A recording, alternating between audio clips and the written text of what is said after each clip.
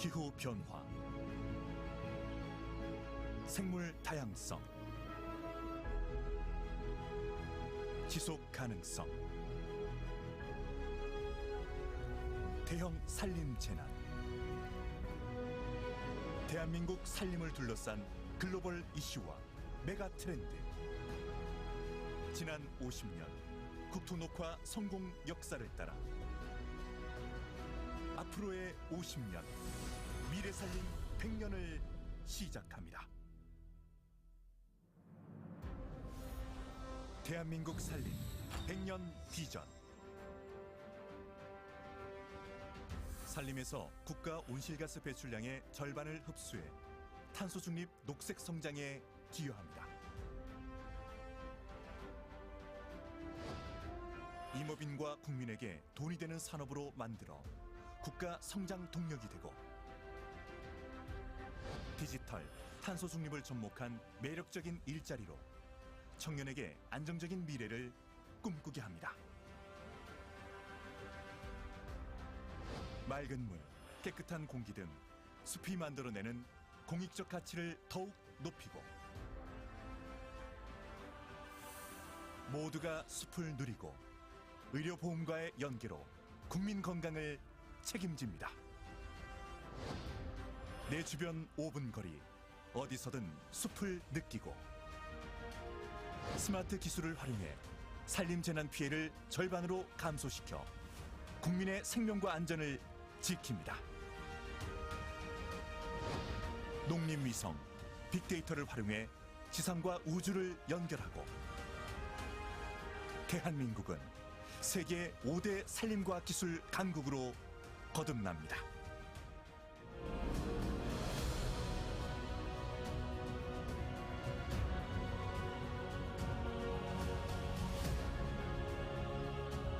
미래 세대에게 건강한 숲을 물려주고, 산주 임업인에게 돈이 되고, 국민 모두가 행복한 삶이 될 수 있도록 대한민국 산림의 가치를 더 끌어올리겠습니다.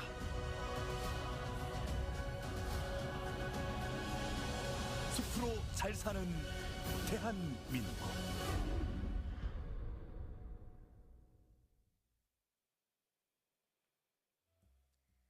네, 여러분 잠시 안내 말씀. May I have your attention, please? Shortly, we're going to start the Inter-Korean Forest Cooperation for the implementation of the Green Detente International Symposium. All the attendees, please enter the hall and take your seats. And also, in order to ensure the smooth event, we have the translation devices set on your table. Please first plug in your earphone and tune into channel 1 for the Korean and channel 2 for English translation. And also, please set your mobile phones to silent or vibrate mode. Gentlemen, shortly enter Korean Forest Corporation for the implementation of Green Detente International Symposium will begin. And we will prepare receivers for your convenience. So please set your receivers on your table to channel 1 for Korean, channel 2 for English. And for smooth proceeding of the event, please make sure that your mobile phone is in vibration or silence mode. Thank you for your cooperation.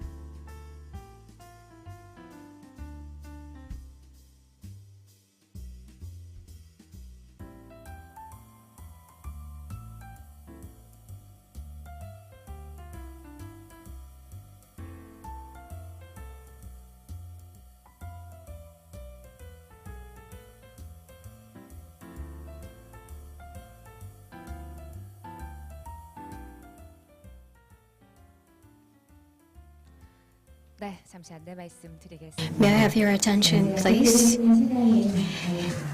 I think we are about to start the event. In order to start the symposium, please take your seats. 네, 잠시 후 Soon, the Inter-Korean Forest Cooperation for the Implementation of Green Detente International Symposium will start. We're providing the simultaneous interpretation for today's symposium. Please plug in your earphones to the device and please tune into channel 1 for Korean and 2 for English. And once again, ladies and gentlemen, to ensure the smooth event, please set your mobile phones to silent or vibrate mode. Thank you for your cooperation. International Symposium will begin. And also, ladies and gentlemen, please take your seats, and we have prepared simultaneous interpretation service. And also for smooth proceeding of the event, please make sure that your mobile phone is in vibration or silence mode. Thank you for your cooperation.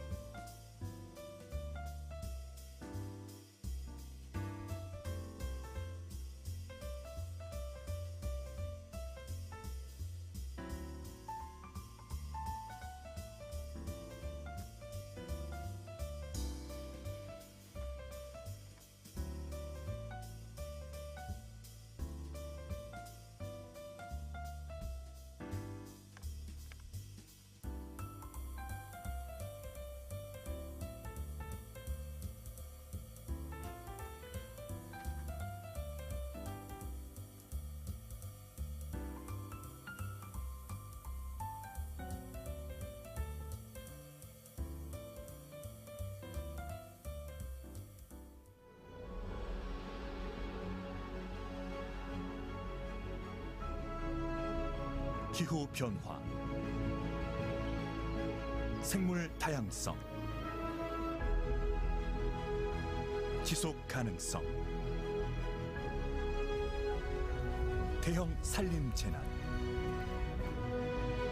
대한민국 산림을 둘러싼 글로벌 이슈와 메가 트렌드. 지난 50년 국토 녹화 성공 역사를 따라 앞으로의 50년, 미래 살림 100년을 시작합니다. 대한민국 살림 100년 비전. 산림에서 국가 온실가스 배출량의 절반을 흡수해 탄소 중립 녹색 성장에 기여합니다.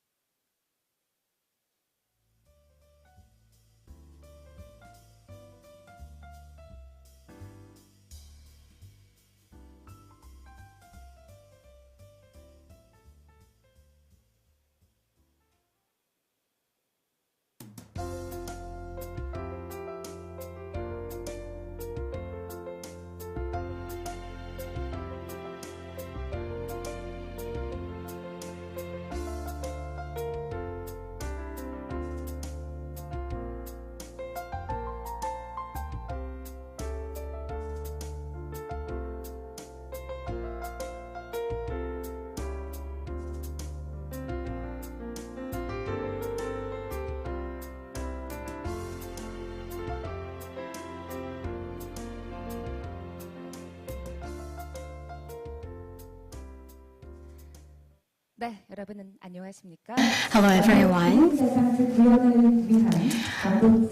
We are now holding Inter-Korean Forest Cooperation for the Implementation of Green Detente International Symposium, which is co-hosted by the Ministry of Unification and KFS and organized by the Dongguk University. And I would like to welcome you all. My name is Park Sun-young. I am the Master of Ceremony for you today. The symposium is co-hosted by Ministry of Unification and Korean Forest Service for the sake of the implementation of Inter-Korean Green Detente.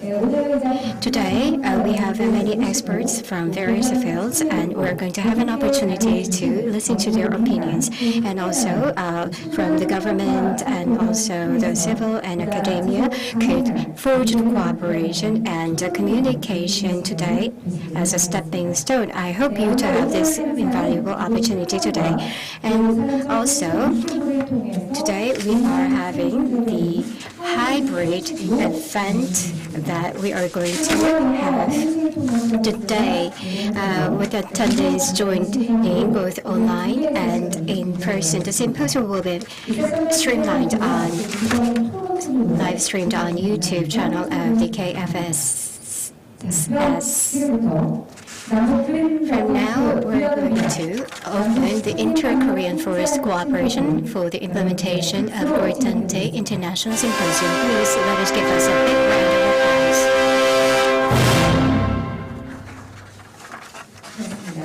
Thank you. We will begin with the national ceremony. Please all rise and stand at attention and face the national flag of the Republic of Korea. Salute the national flag of the Republic of Korea.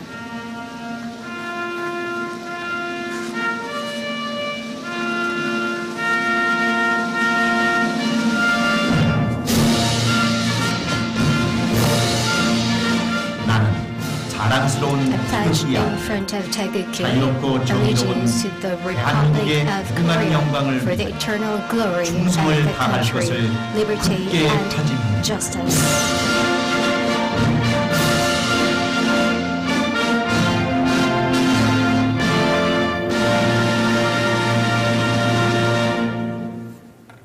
At ease. Now we'll pay a silent tribute to the patriotic martyrs. Please, silent tribute.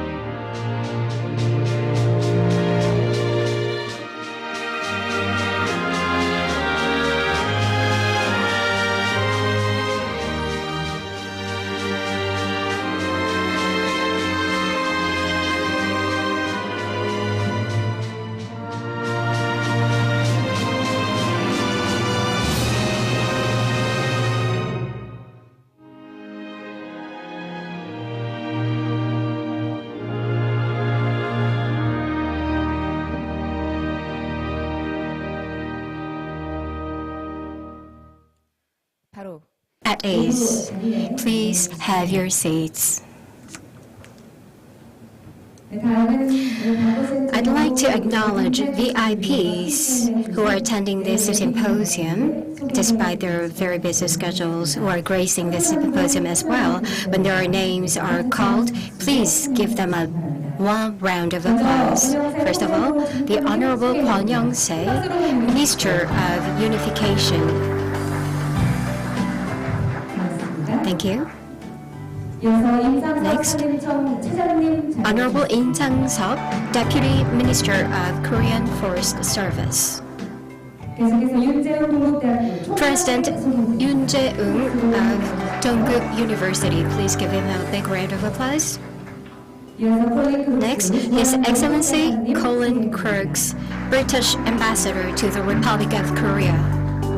Thank you. Today, Ambassador Ambassador Colin Crooks will be the keynote speaker for the symposium. And also, presenters and discussants will be greeting, and their names will be displayed on the screen as well. Please take a look.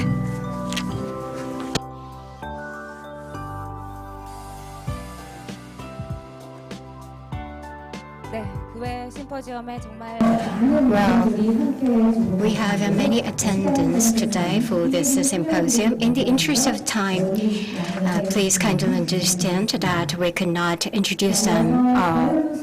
Next, we're going to move on to the next session. In order to congratulate this symposium, we have Honorable Kwon Young-se, Minister of Unification, for the congratulatory remarks. Please, ladies and gentlemen, welcome the Minister.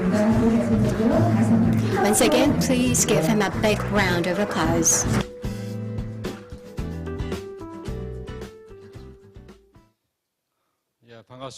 Hello everyone, glad to see you.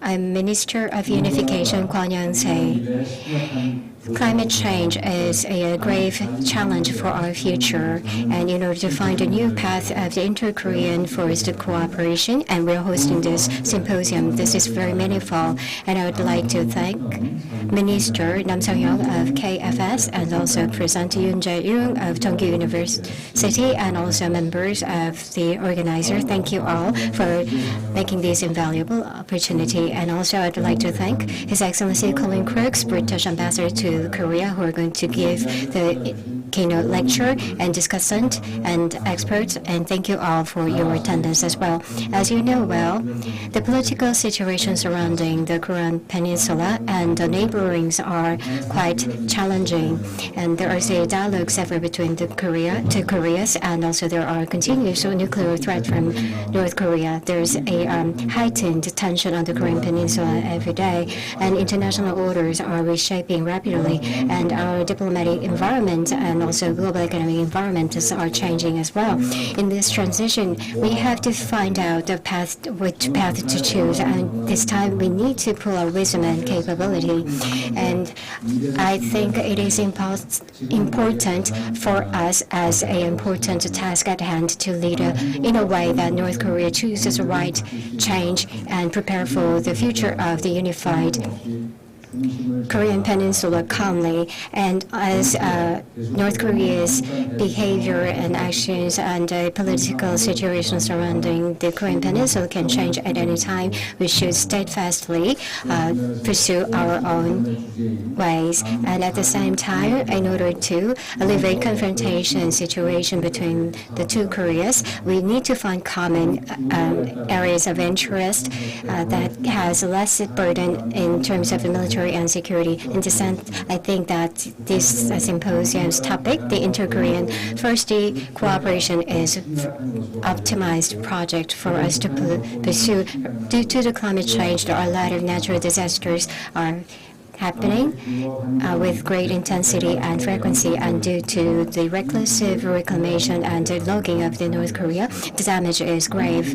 And also the North Korea's food crisis is nevertheless irrelevant to this. So as North and South climate and environment are connected through the Bekbeom, so there is a limitation to solve this solely one side. So the joint response of the inter-Korea is necessary, and it's challenging at some time. So as all our lives are directly linked to the environment, so the North Korean authority must accept, swiftly review all this proactively. Ladies and gentlemen, the government, while waving through and coping with the climate changes, we are seeking various ways to work with and cooperate with North Korea. And audacious initiative and great intent are the representative form, and there are many projects that inter-Korean can work together. Once again, I do repeat, there is no political intention, no purpose here in order to achieve these projects. We do only have I do only have the thought that our Korean compatriots in South and North to freely and peacefully live in a clean environment to find a way through the future. And I hope in this sense all the discussants and presenters to put forth invaluable insights so that we can prepare well our inter-Korean Green Content. Well, once again, I would like to congratulate the symposium, and I wish you the best of the luck. Thank you.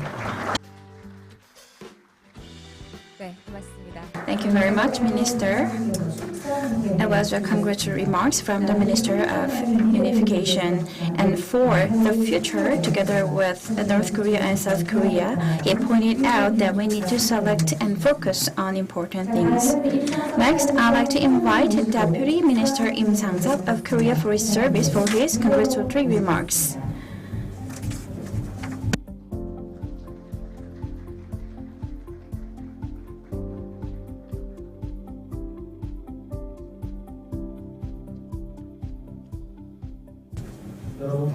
Good afternoon, everyone. My name is Im Sang-seop, Deputy Minister of Korea Forest Service. First of all, I'd like to thank and welcome all of you who are attending the symposium, which explores the way to implement the Green Detente through inter-Korean forest cooperation and respond to the climate change. In addition, I'd like to thank the Minister Kwon Young-se of Unification for attending this important symposium. And I'd like to also thank President Yoon Jae-ung of Dongguk University, who opened the Academic Exchanges Forum for experts and prepared for this event. And I'd like to also thank British Ambassador Colin Kirks to the Republic of Korea as a keynote speaker. And I'd also thank the other speakers and discussants for their participation. This year marks the 50th anniversary of the national greening, and Korea has 70% of the land as forest.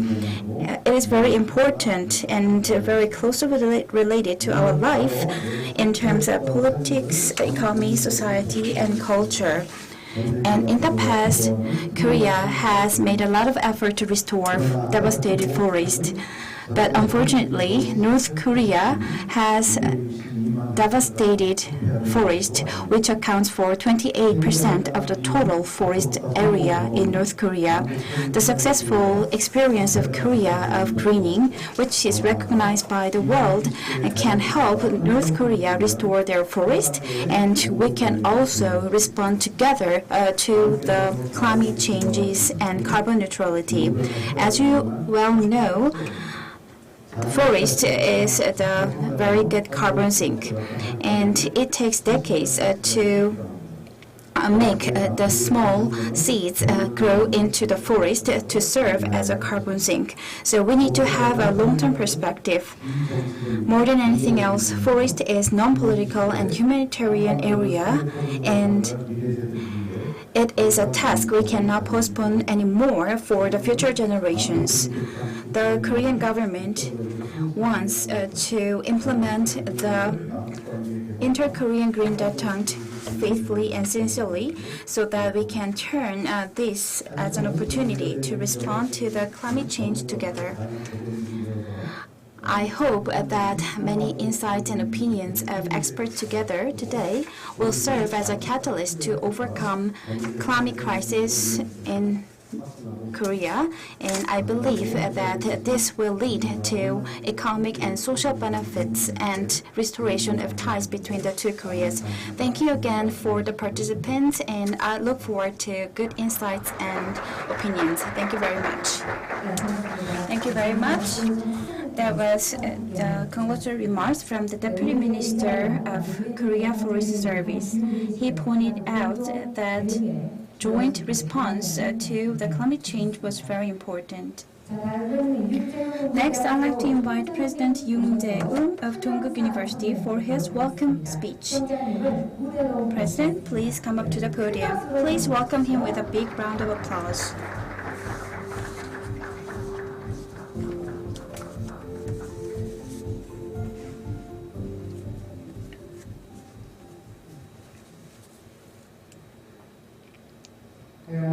Good afternoon, everyone. I'm very glad to see you all. My name is Yoon Jae-ung, President of Dongguk University. I'd like to welcome all of you to the symposium where we gather our wisdom together for the future of the Korean Peninsula. We will discuss how to respond to climate change on the Korean Peninsula through the Inter-Korean Forest Cooperation. That's why I invited very important two VIPs. One of them is the Minister of Unification, who is in charge of the Green Detente of our government, and we also invited the Vice Minister Im Sang-seop of Korea Forest Service. We also invited the Colin Kirks, the British ambassador to Korea, and many speakers for the discussion and presentations. Thank you very much. And I'd like to also welcome all the participants, including the experts in the forest sector. This year marks the 50th anniversary of the national greening and the 70th anniversary of armistice of the Korean War. These are two historical events. This is very important, and this requires the joint response for the normalization of inter-Korean relations, peace, and the global climate change response. The division should come with unification, and conflict should come with reconciliation. So there should be no division or permanent conflicts on the Korean Peninsula. So unification and reconciliation of the two Koreas will be the definite conclusion. In this regard, both sides need to make desperate effort. And I think that this symposium is very meaningful because we find this as an opportunity to be a great start point for the peaceful Korean Peninsula. Climate change, inter-Korean relations should not be a separate issue that requires joint responses. And these subjects are interconnected. And through the climate change response and cooperative inter-Korean relations will lead to a virtuous circle for the joint response to the climate change. And I'm very certain and I believe that this symposium will be an opportunity to find a very delicate link between the two Koreas. I look forward to your insight and wisdom. Thank you very much. Thank you very much, President. So the President will stay on the podium, and next we will have photo opportunity. I'd like to ask VIPs and discussants to come up to the podium for the photo opportunity.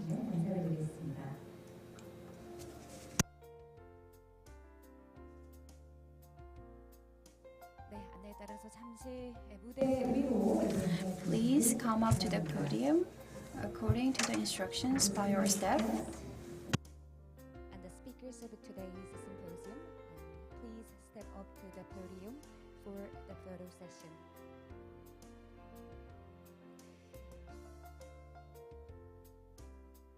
자, 그럼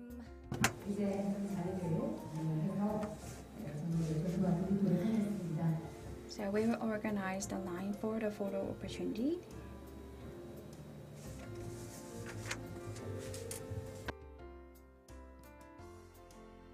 네, 지금 좀 더 멋진 사진을 위해서 가장 For the good photo, please adjust your position. So please move to the right.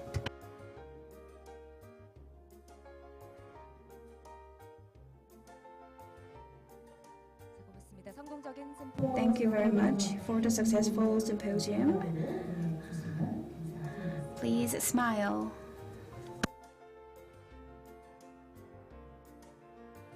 자, 그럼 한 가지 더 포즈 마지막 포즈 있죠? And I'd like to ask you the fighting pose for the photo. Thank you very much. Thank you very much. And please go back to your seats.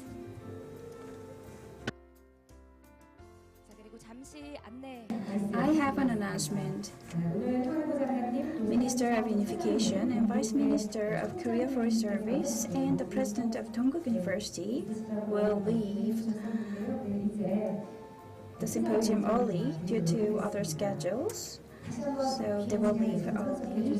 And once again, I'd like to thank Minister Kwon Young-se and Vice Minister Im Sang-seop and the President of Dongguk University. 네, 오늘 준비된 국제 심포지엄. Now we'll begin the International Symposium. As I mentioned, we will start with a keynote speech, which will be followed by 2 sessions. The first keynote speech will be presented by British Ambassador Colin Crooks to the Republic of Korea on the theme of Inter-Korean Forestry Cooperation. So please welcome him with a big hand.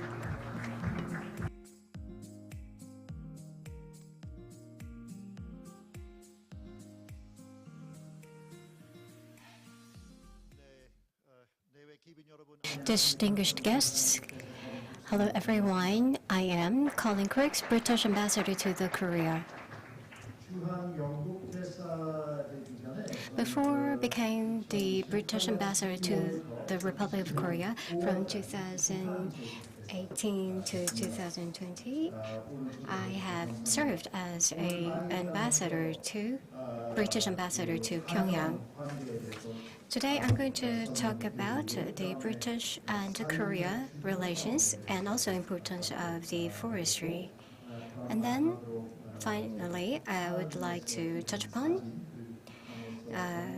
the experience of my personal experience in North Korea, and I'll also show you some of the pictures that I've taken there. First, I'm going to talk about the relations between UK and Korea. As you can see from here, we're celebrating the 140th anniversary of diplomatic ties between the 2 countries.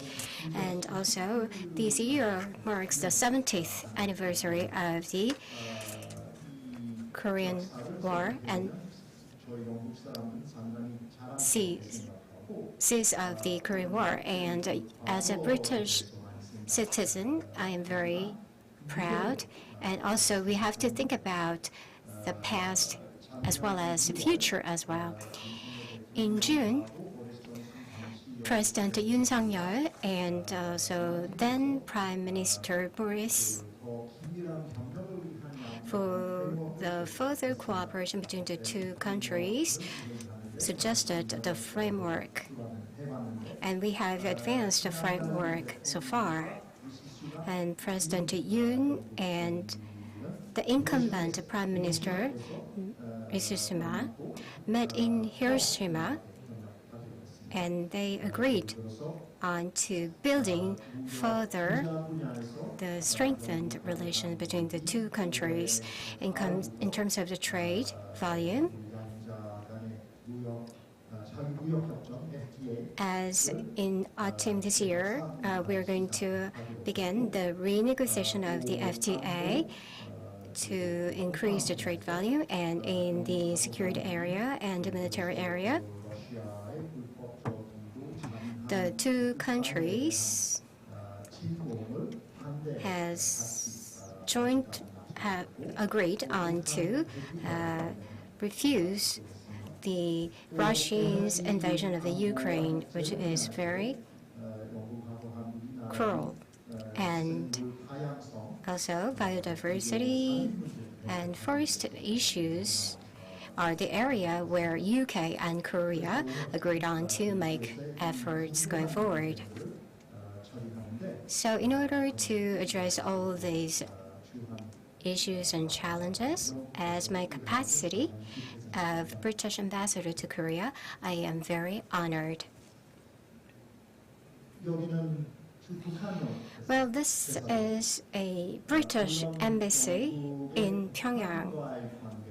Of course, the relation between British and North Korea is not that much stronger than the relations between the UK and Korea. And there are many challenges and issues to be addressed, like nuclear issues and humanitarian issues, humanitarian rights issues and also food issues and food crisis issues are the challenges that they should cope with. And also, UK is in position to deter the nuclear provocation by the North, and as a Security Council member, through the UN sanctions, we need to sanction North Korea. And I hope that the South Korea, as a non-permanent member of the UN Security Council, will play a role. As you can see, UK has diplomatic relations with North Korea. From May 2020, we had a temporary shutdown of our mission in Pyongyang. So this building is technically emptied. But we have been making a lot of efforts to continue the dialogue with North Korea. And if situation gets better, then our mission will, I hope, open in Pyongyang again. Today's symposium is a very meaningful occasion. The inter-Korean cooperation should take place in the future, and we have to prepare for that. And many field experts and also the experts in this field need to cooperate. And for example, R&D and also security and finance and also other efforts should be made in order to make the inter-Korean relations better. And this is the actual evidence, the real evidence that I was in Pyongyang.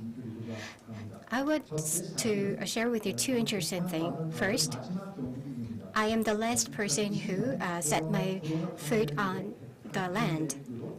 Due to the COVID-19, there was a temporary shutdown of the UK mission in Pyongyang, and no single UK officials have visited the state yet. Now, why the forestry cooperation is important according to the international experts?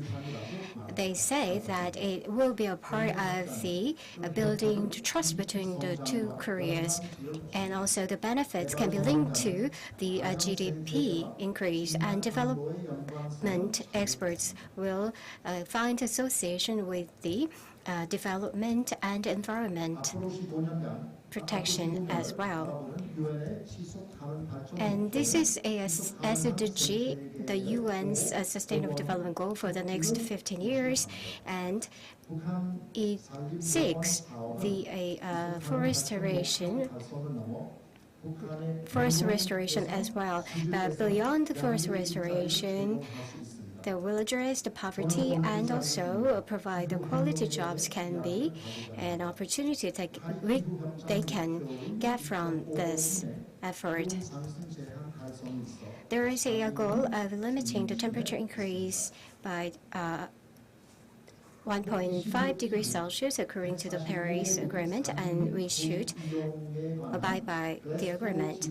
And we have signed the Glasgow Declaration as well. And they said that forestry is important for the mitigation and adaptation of the climate change. And also, they have emphasized the agreement on restoring the forest as well. And UK embassy has been made a stronger, close relations with the KFS to make this endeavor. And not only the forest ministry, but also the finance ministries and the prime ministers are also work on this field because their duty is so. So they're going to also monitor the progress as well. Among the GHG, the logging account for about 11% in 2015, and we should not turn our eyes around. turn blind eye to it. So we need to restore the carbon absorption by the trees. To that end, we need to have enough financing. And also, we have to make a lot of attention not to leading to the massive logging and reckless reclamation in this environment. And also, we have to take note of the changes that are taking place in the UK. For hundreds, there was a urbanization, industrialization, and increase of the agriculture. The area of the forest decreased by 13%, and the wind farm account for about 20% now of a total electric generation in the UK. As such, we are addressing the net zero issues, and ecosystem has turned positively, and also we have brought about urban greening as well, and we planted a lot of trees. And we do take a lot of reference to the Korea's excellent best model of the afforestation experience. In Scotland, there is a wilding projects that are being taking place. As you can see from this picture, through the wild restoration, we can see what kind of benefit that we can achieve. Like a Jeju-do, Kochari, or in Jirishan, we do hope that Scottish forest to turn into a green and green. This is the photo taken directly by me, and I'd like to share some photos I actually taken in the North Korea. And this is a photo of Bekbeom mountain. The peak of the Bekbeom mountain was above the tree limitation line.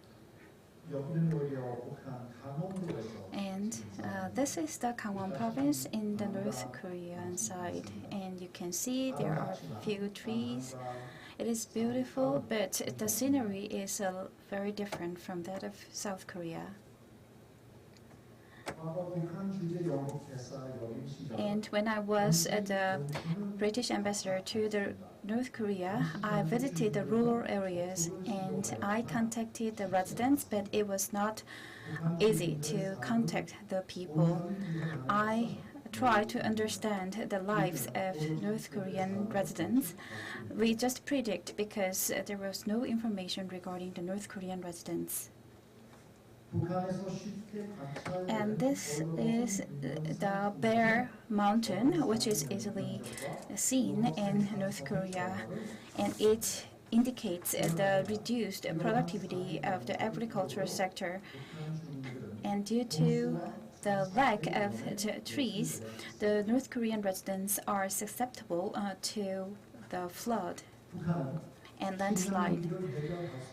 And agriculture and forestry technology are required for North Korean people to deal with the food crisis, and we are also facing ever-increasing level of climate change. And North Korea does not have the ability to cope with such changes. The extreme weather conditions is a concern on the Korean Peninsula, and this phenomenon will be more severe in North Korea. So support is necessary for North Korea, including the flood prevention measures. In addition, the green infrastructure needs to be checked whether it can cope with climate change. We need to take eco-friendly actions that put life first.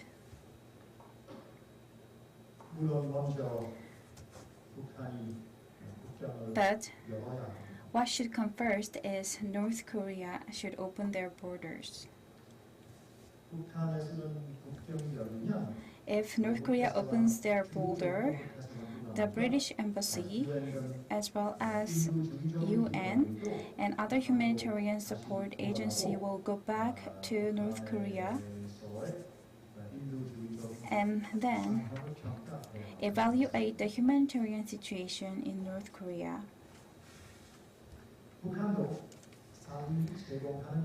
North Korea understands the benefits that can be obtained from forest. Food security and the elevation poverty will be the benefit of the restoration of forest. That's why inter-Korean forestry cooperation is very important, and it should be a very top priority on the national agenda. Recently, I talked and discussed about the forestry agenda and with the president of the Korea Forestry Service, and I hope that the security situation will be established for more active inter-Korean forest cooperation. I also want to go back to North Korea because I miss Kumgangsan Mountain a lot. That's all for my presentation. And thank you very much for giving me an opportunity to give a keynote speech, and thank you for your attention.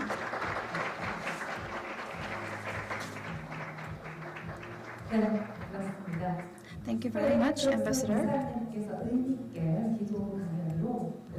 He opened the symposium with very meaningful keynote speech. And what was more meaningful is that the ambassador gave a keynote speech in Korean, and he has great affection to both South and North Koreas. And he shared the cases of the North Korean forest and South Korean forest, and why the inter-Korean cooperation is necessary and important. Thank you again, please give him a big hand. Thank you. We will have a short break. We have prepared some refreshments on the lobby.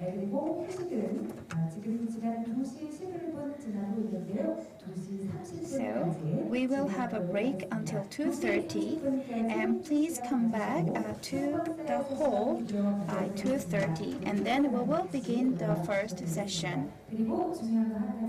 One important notice: we already prepared some souvenirs, so please stay with us until the end of this symposium. Thank you very much.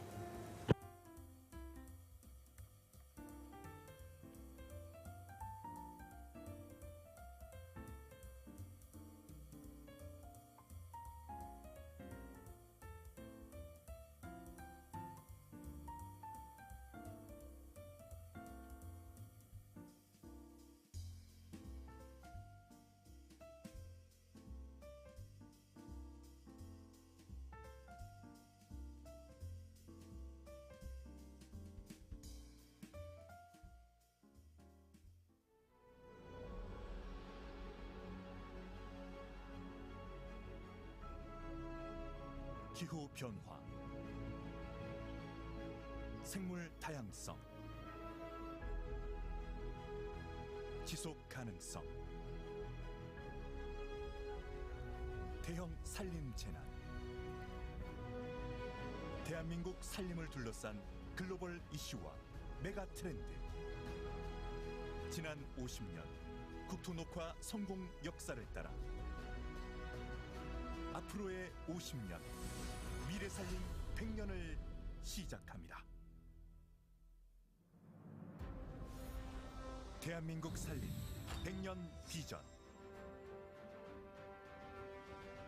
산림에서 국가 온실가스 배출량의 절반을 흡수해 탄소 중립 녹색 성장에 기여합니다.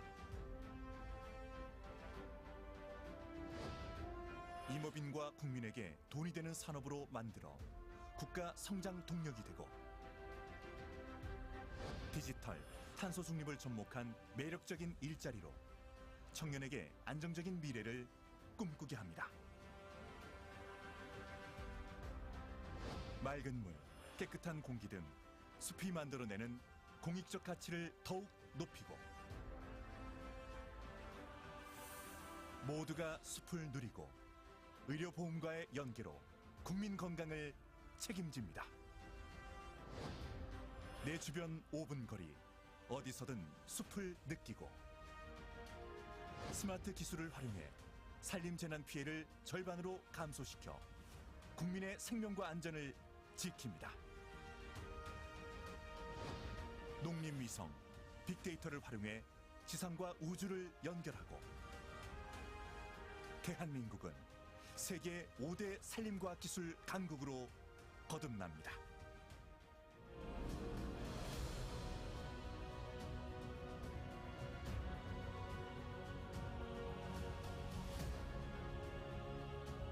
미래 세대에게 건강한 숲을 물려주고 산주 임업인에게 돈이 되고 국민 모두가 행복한 삶이 될 수 있도록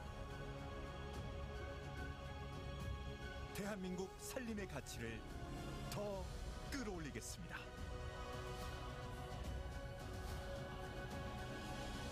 숲으로 잘 사는 대한민국.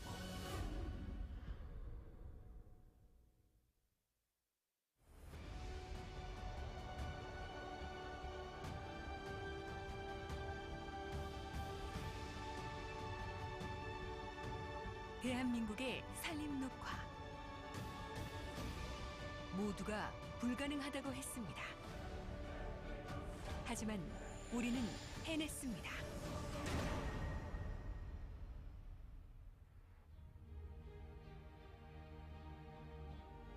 일제강점기 한국 전쟁을 거치며 황폐화된 대한민국의 산림. 우리는 간절한 희망을 품고 숲을 되살리기 위해 노력했습니다. 1973년 산림 녹화 운동을 시작으로 국민과 임업인은 50년간 100억 그루 이상의 나무를 심었습니다. 이제 대한민국은 전 세계가 주목하는 대표적인 산림 녹화 성공국이 되었습니다. 푸르고 울창한 우리의 산림은 국민과 임업인의 피와 땀, 그리고 꿈의 결과물입니다. 이제 저성장, 고령화, 기후위기를 넘어 지속가능한 미래를 위한 새로운 도약이 필요합니다.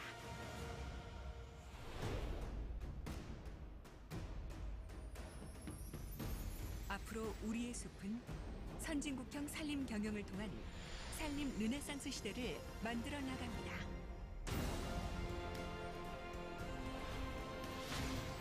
힘이 되고 돈이 되는 경제 임업, 함께 가는 환경 임업, 삶의 깃드는 사회 임업, 그리고 든든한 산림 재난 대응과 산림을 글로벌 중추 국가의 자랑으로 과학기술 기반의 스마트 산림 행정까지 산림 르네상스 시대로 다시 태어나는 우리 숲은 임업인들께는 돈이 되는 보물산으로, 국민들께는 휴양과 문화, 건강과 복지 자산으로 활용될 것입니다.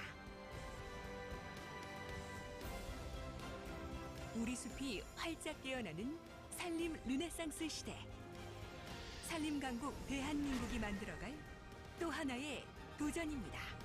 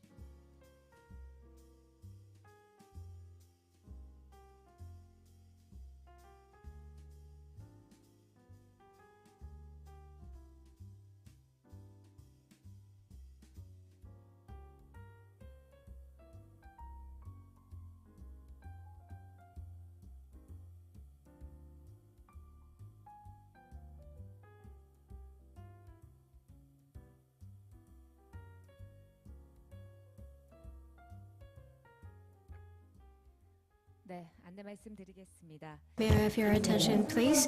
Now we're going to begin the first session. All the attendees, please kindly enter the hall and be seated. Shortly, we're going to begin the first session of the International Symposium. Please, all attendees, enter the hall.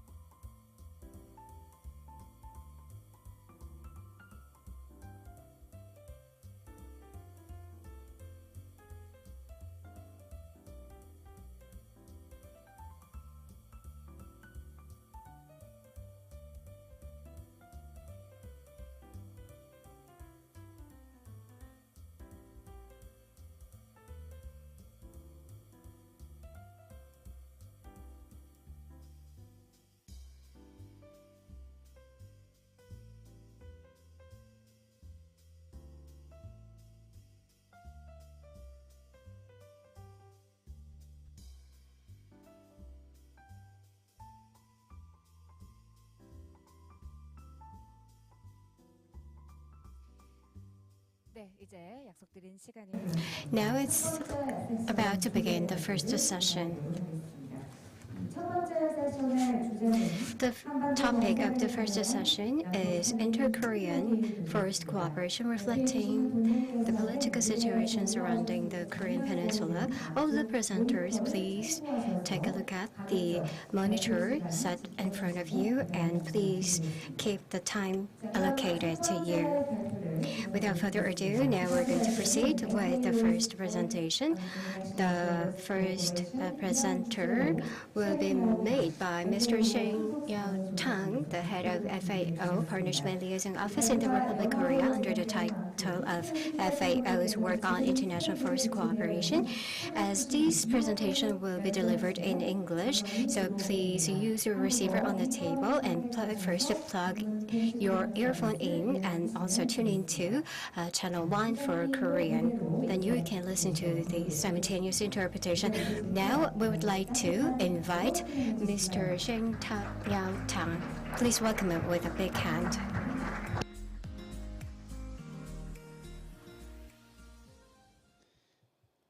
안녕하세요. Hello everyone. I'm very pleased to be here to make the presentation. You guys all know that it's very easy to make a long presentation, but it's not easy to make a short presentation. I'm giving 15 minutes. As I'm the first presenter, I want to set a model. I don't know whether I can do it or not, but I want to finish my presentation within 15 minutes. Okay.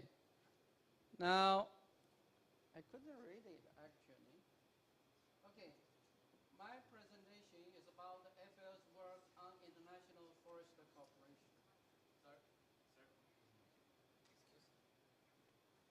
I think it's better. Can I have a mic and I will speak? Yeah, it's better.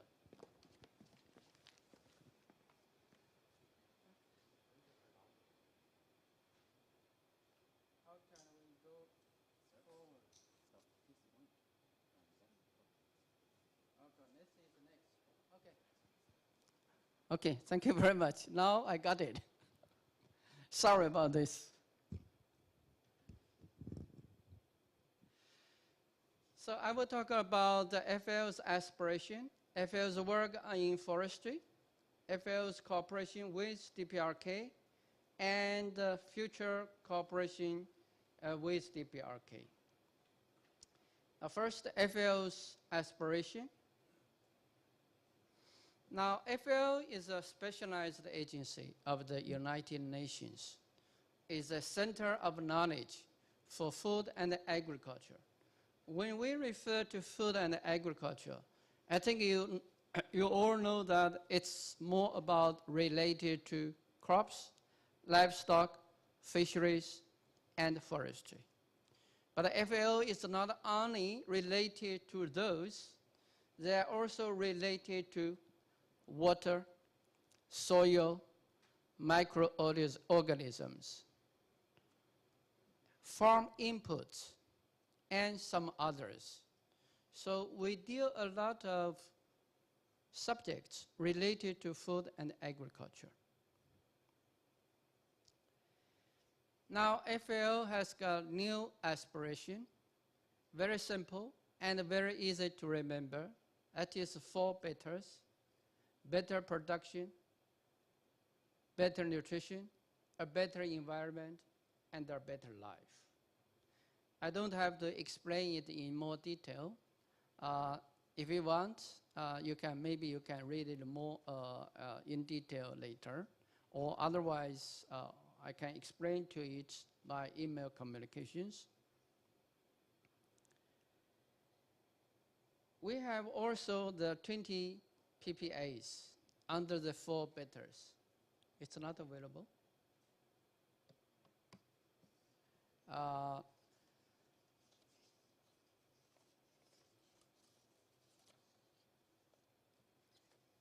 I'm sorry, the PPT doesn't show up, but I can show you it's something like this. Under the 4 betters, we have 20 priority areas. For example, under better production, we have green innovation, blue transformation, One Health, small-scale producers, and digital agriculture. Now, in terms of forestry, FAO is very much related to forestry. We all know there are 17 SDGs. I think forestry is very important, which can contribute almost every single SDGs. In particular, SDG 1, no poverty, 2, zero hunger, 6, clean energy and sanitation, 13, climate change, 15, life online, and 17, partnerships and international cooperation. At the same time, FAO is also making efforts to contribute to the UN Strategic Plan for Forestry and 6 global forest goals. For example, FAO chairs the Collaborative Partnership on Forests. Also, FAO supports the UN Forum on Forests. By working together with its member countries, FAO is also engaging and working for the real conventions, particularly UNFCCC Paris Agreement on Climate Change, CBD Post-2020 Global Biodiversity Framework, UNCCD Land Degradation Neutrality. Working together with UNEP, FAO is leading UN Decade on ecosystem restoration. Thanks to the donors and partners, FAO has more than 230 forest projects in 82 countries, with a total available project budget of $280 million US. FAO is also working to achieve the 6 global forest goals. First, reverse the loss of forest cover and prevent forest degradation. Enhance forest-based benefits. Increase the area of protected forests, area of sustainable managed forests, and the proportion of forest products from sustainable managed forests. Mobilize additional financial resources, promote governance frameworks, and enhance cooperation, coordination, coherence, and synergies.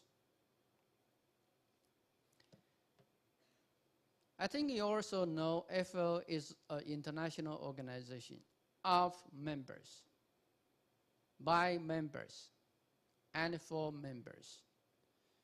So by working together with its members, FAO serves as the following functions: as a forum for members debating challenges and perspectives for forestry development, providing policy guidance and support to members, act as an information center in forestry, offering technical assistance in forestry on request of member countries, and mobilize resources for programs and projects to be implemented mainly in developing countries. Now, what are the agenda setting bodies in FAO in relation to forestry? There are several. For example, WFC, the World Forestry Congress. We had the 15th WFC last year in Seoul, very successfully. At the same time, the main governing bodies related to forestry are FAO conference and regional conferences. Those are held every other year. At the same time, there is one committee on forestry, COFO. It's one of the 4 FAO technical committees which report to the FAO Council and the conference. Also meets every other year. We also have the FAO regional forestry commissions in every region. In Asia Pacific, we have one, which is also based in Bangkok. Now, when making debates for challenges and perspectives in forestry, we will come up with some good ideas. We call it global thought leadership. This is the consensus of all members. For example, we have frameworks and priorities, or we can call it objectives. Mainly there are 4: halting deforestation and forest degradation. Second, forest restoration, reforestation, and afforestation. 3, sustainable forest management and forest-based livelihoods. And 4, monitoring progress and streamlining forest-related reporting. Under those 4 objectives, we have specific programs and projects to achieve those 4 objectives. For example, UN RED program, which is to achieve objective 1. Great Green Wall, forest landscape restoration mechanism, planted forests, are to achieve objective 2. And 3, we have SFM Toolbox, and also 4, National Forest Monitoring Program and others, which are used to achieve objective 4. In FAO, we also have a lot of products, as FAO is an information center for food and agriculture, as well as for forestry. Those are some examples of the products. Forest products statistics, SOFO, that is the state of the world's forest. We also have FRA, the Global Forest Resources Assessment. FAO is also responsible, is the custodian of the 62 indicators of SDG. In forestry, we have 3 indicators. FAO is a custodian. FAO is responsible for the assessment and the evaluation of the 3 indicators in forestry. Now, in this region, in Asia Pacific, as I have already mentioned, we have the Asia Pacific Forestry Commission. We also have the regional thematic priority programs, and at the same time, by working together with FAO's member countries, we have over 50 projects which are active, undergoing, and there are several in pipeline. We also work very closely with other international organizations like the GEF, GCF, which is based in Incheon, and some international financial institutions like the World Bank, Asian Development Bank. Now, FAO's work in DPRK, I just want to say that this is what we have found from the webpage of our FAO country office in DPRK. DPRK joined the FAO in 1977, and the FAO DPRK office opened in 1988. I just want to share with you, the FAO representative in DPRK is the same person with the FAO representative in China. So the FAOR in Beijing covers 2 countries, but at the same time, we have a FAO country office in Pinran, which is for the daily work is headed by the deputy FAO representative.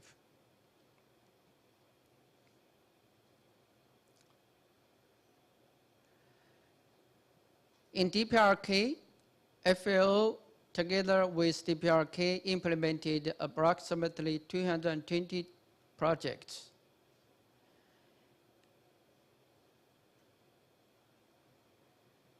And currently, for developing countries, we usually have a CPF. It's called the Country Program Framework.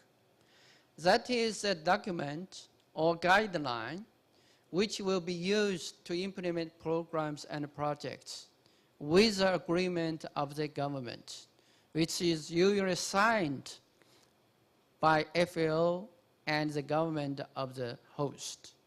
Usually it aims for 5 years. The current one is from 2018 to 2021, but due to COVID, this one has been extended to 2023. So those are the priorities for the DPRK CPF. Priority area 1, increasing national food production, strengthening national food security by attaining self-sufficiency. So this is put as priority number 1. I think it's very important to increase the food production in DPRK so that food security can be improved. Now the second priority is to improve livelihoods and nutritional status of the population in DPRK. Number 3 is to reduce disaster risk and improve natural resources management. There are some sub-items under each priority. I will not spend too much time. Now, FAO's projects in DPRK are some examples. For example, support on forested landscape restoration. FAO provided technical assistance in panel initiatives on agroforestry and conservation agriculture. Also, implementation of projects, agroforestry in low landscape for improved food security.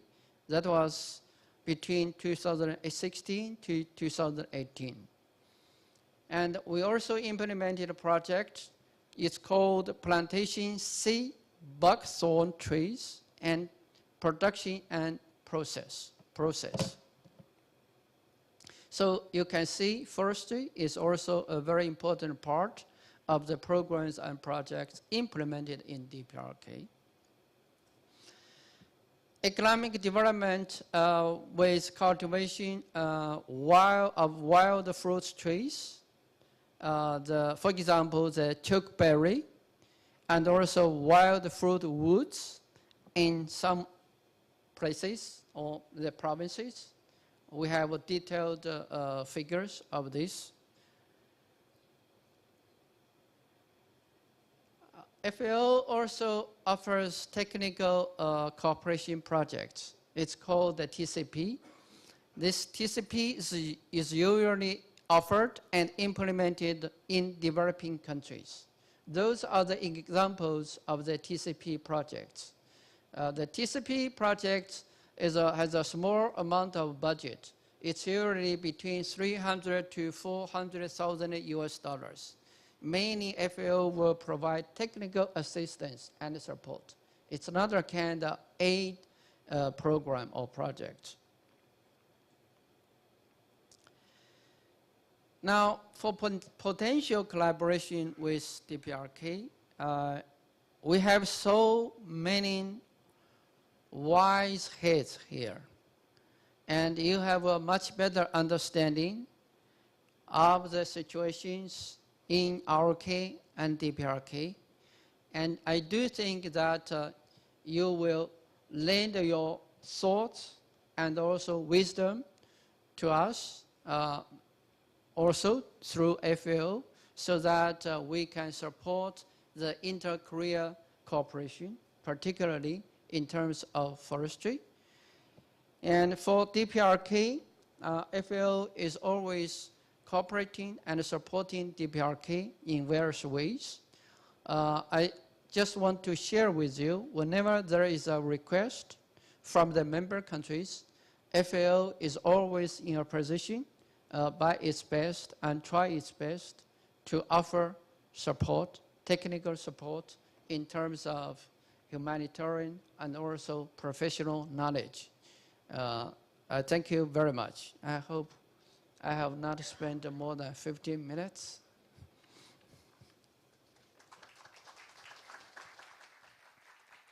네, 고맙습니다. Thank you very much. 세션. 네, 첫 번째 발표 함께 해 주셨습니다. So Director Sheng Yao-ta made an in-depth presentation on FAO's work in the forest area and FAO's role in the Inter-Korean Forestry Cooperation. Thank you again. Second presentation will be given, and this presentation is about cases of exchange and cooperation between North Korea and China and future of forestry cooperation between South and North Korea, which will be delivered by Professor Bekbeom of Yongbyon University. I'd like to invite the Professor Bekbeom to the podium. Please welcome him with a big hand. Good afternoon, everyone. My name is Bekbeom and I'd like to make a presentation on the exchange and cooperation between North Korea and China and the future of forestry cooperation between the two Koreas. This is the contents of my presentation. As you can see on the booklet, I'd like to talk about the introduction, the current status of the trade between North Korea and China, and the cooperation for the construction of major infrastructure on the North Korea-China border area. And the fourth one is the forest policy in North Korea and the prospect for the forest cooperation between the two Koreas and conclusion. And I'd like to summarize these presentation materials due to time constraints. In the introduction, it says that after North Korea and China established the diplomatic ties in 1949, it has continued exchanges and trade for more than 70 years. But with the UN sanctions on North Korea in 2017 and the border lockdown due to COVID-19 in 2020, North Korea depends the trade with China, and the dependency ratio is 95% in 2020. And the border area trade is very active, and the trade and cooperation has been led by the border area. As the COVID pandemic is shifted toward the endemic phase, there are efforts to open the border again. And from this perspective, we need to think about the future of inter-Korean forest cooperation based on the cases of cooperation between North Korea and China.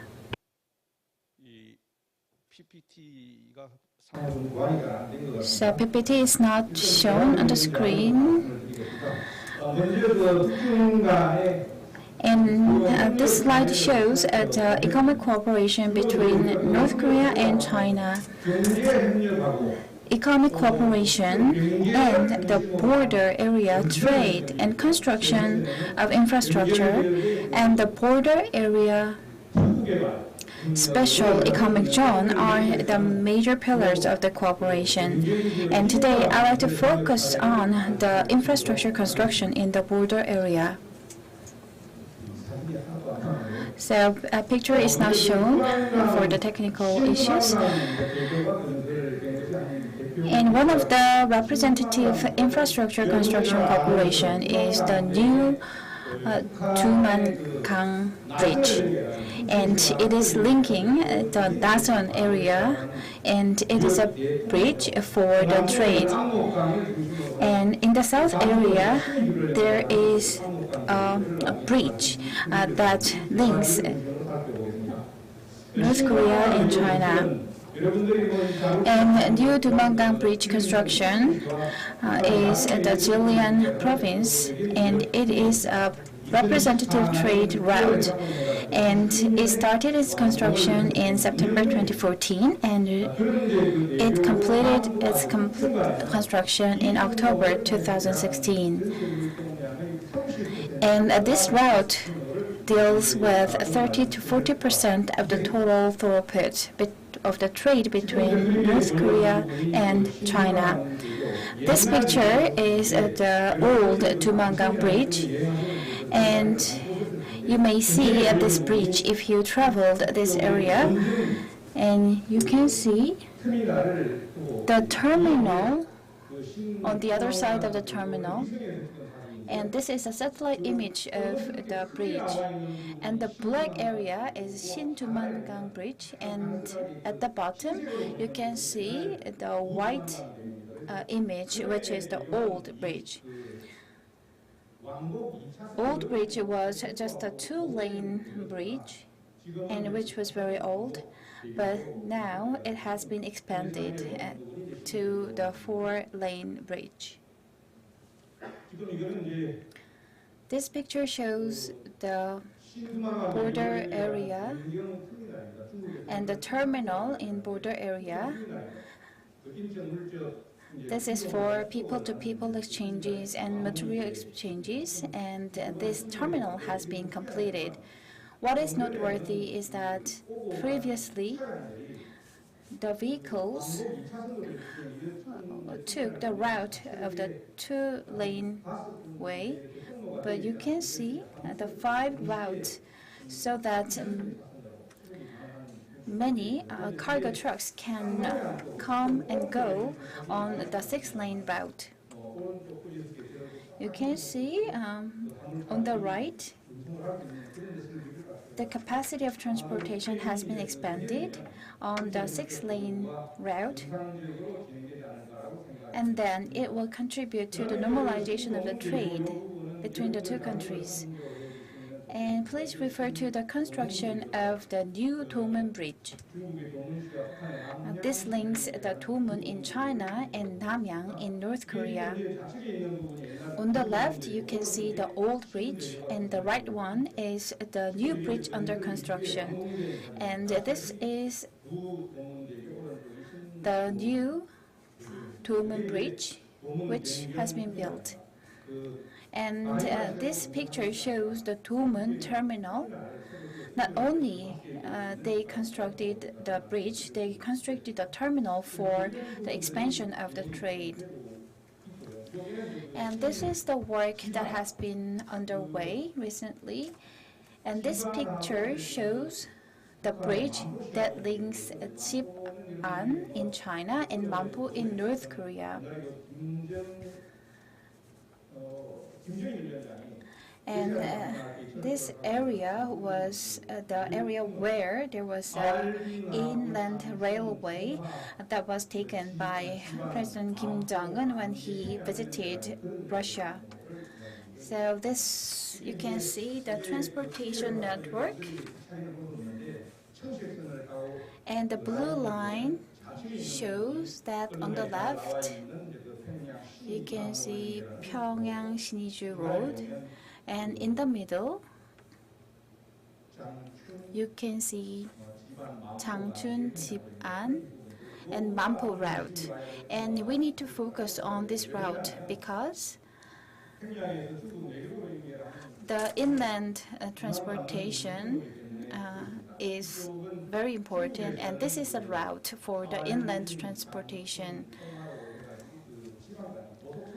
So highway expressway has been constructed, and it will link the Chip-an to Pyongyang.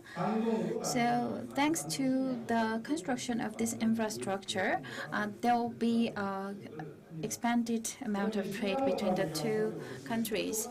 And let me move on to the new Amlokgang Bridge.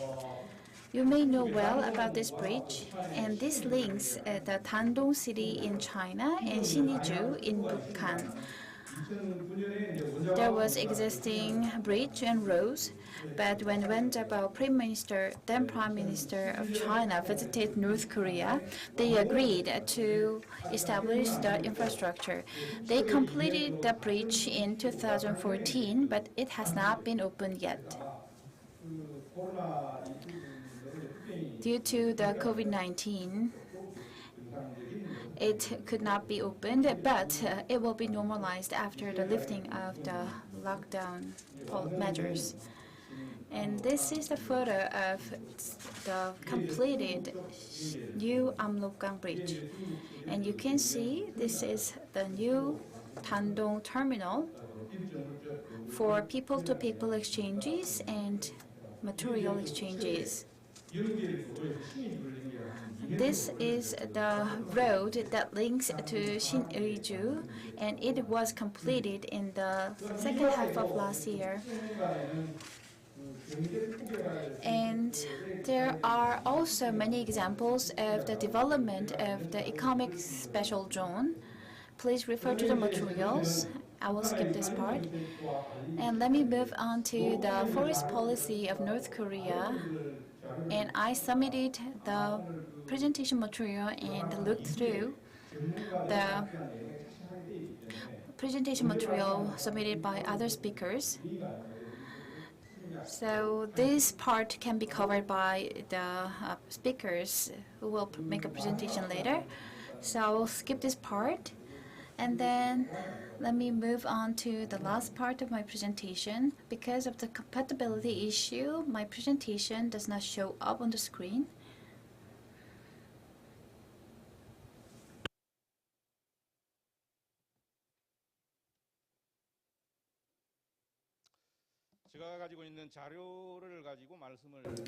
So let me continue my presentation based on the presentation material I have.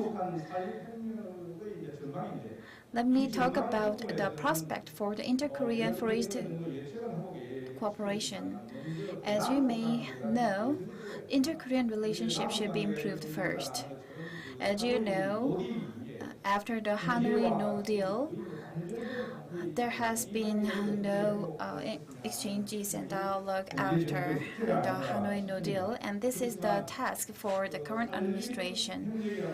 But the forest cooperation, as the Vice Minister of the Korea Forest Service mentioned, it is non-political and eco-friendly issue.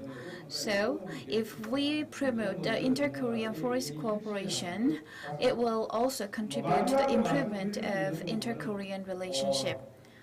Lastly, what I want to talk about is that the relationship between the Korea, US, Japan, and the confrontation among those countries is the situation we face, and the current situation will make the inter-Korean cooperation more difficult. As you experience this time, there should be no UN sanctions on North Korea. I came from China yesterday, and I think that North Korea and China are enjoying the situation. So, the confrontation between Russia, North Korea, and China, and the relationship among Korea, US, and Japan will be an important factor for promoting the inter-Korean cooperation. And it takes a lot of time and efforts to promote such cooperation, because a forest cooperation project is non-political and humanitarian project, so it is related to the improvement of the inter-Korean relations. So we should focus on the inter-Korean forest cooperation as a priority. Restoration of the devastated forest in North Korea is important, and given the fact that many of the trees are used as firewood in North Korea, we should keep in mind that we need to solve the problem of firewood. Food and energy issues should also be addressed together with the forest cooperation. This is all prepared for my presentation. Thank you very much.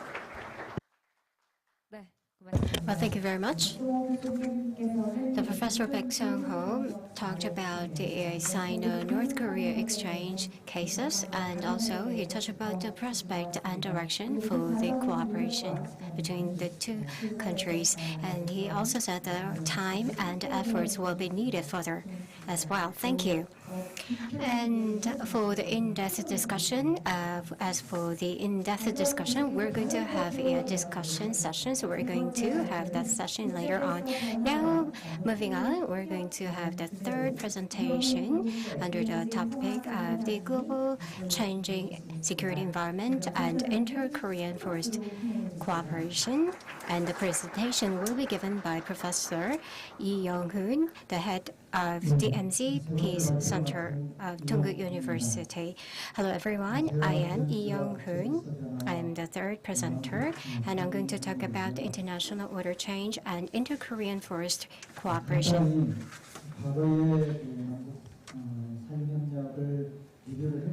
When we review briefly the past inter-Korean forest cooperation, the relation, depending on the inter-Korean relations, the cooperation in the forest alternated between stopping and resumption, and also there was a community, local government levels and private sectors cooperations, but in the advent of the Lee Myung-bak administration, such a forced cooperation held because of the May 24th measures.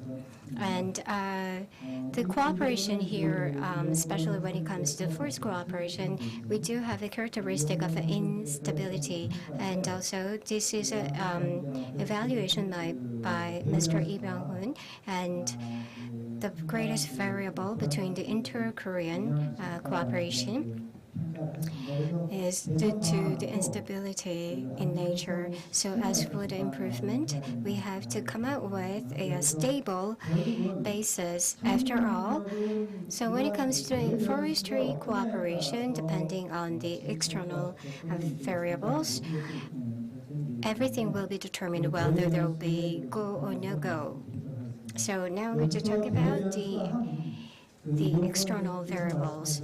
As Mr. Lee Young-gun mentioned, apart from the cooperation in forestry, the variables are other elements.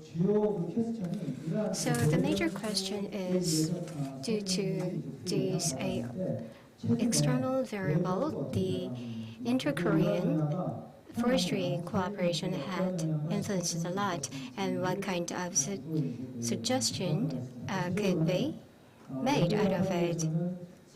To answer to that, including the forest cooperation, what are the factors that are affecting the cooperation between the two Koreas, and also how these external variables are changing and unfolding nowadays, and how these will implicate the future forestry cooperation between the two Koreas, and what will be the direction?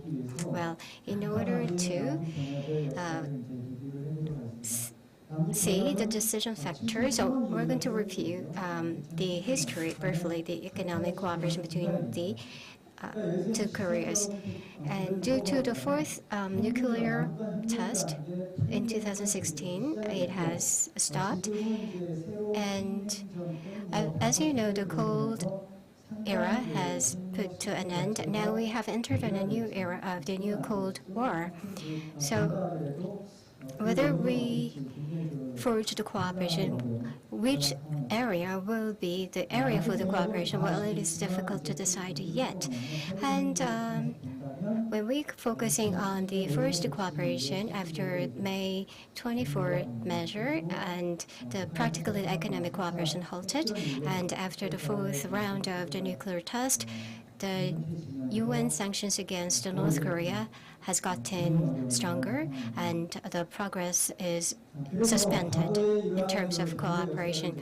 So considering this economic cooperation history, the factor that is deciding the economic cooperation can be summed up into two factors. One is the demand from each Koreas.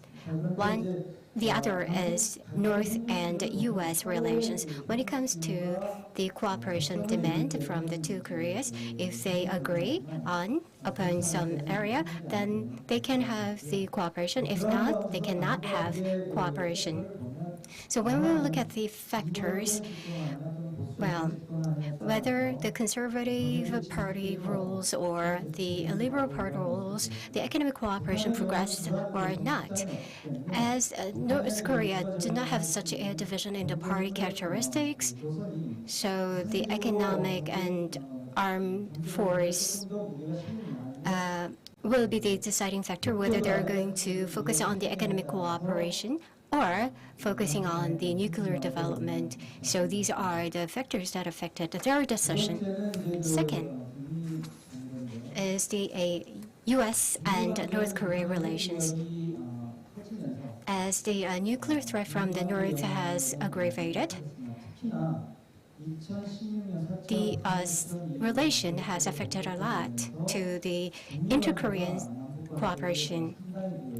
And as the sanction has put in an earnest against North Korea since 2016, the U.S. and North Korea relations has decisively limiting the inter-Korean cooperation.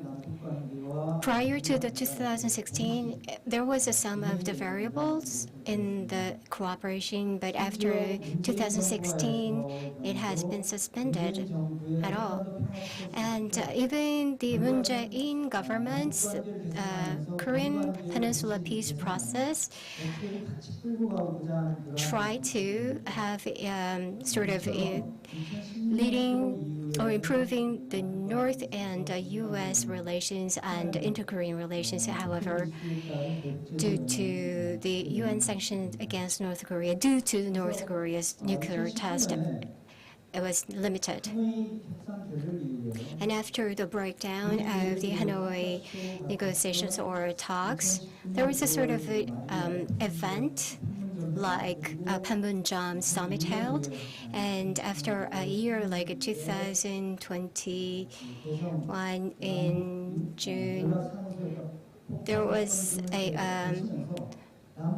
collapse of the liaison office, inter-Korean liaison office, which was destroyed by the North.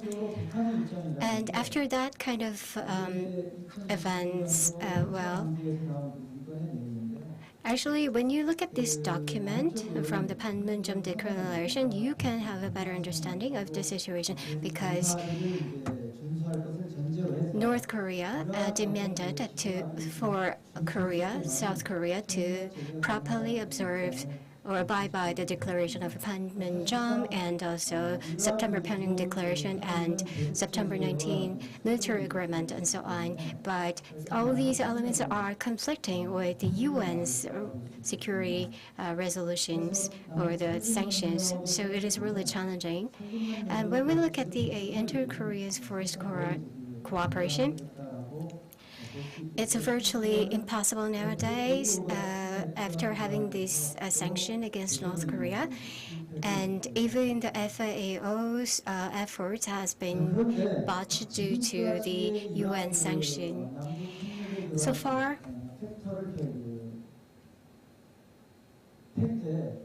the fact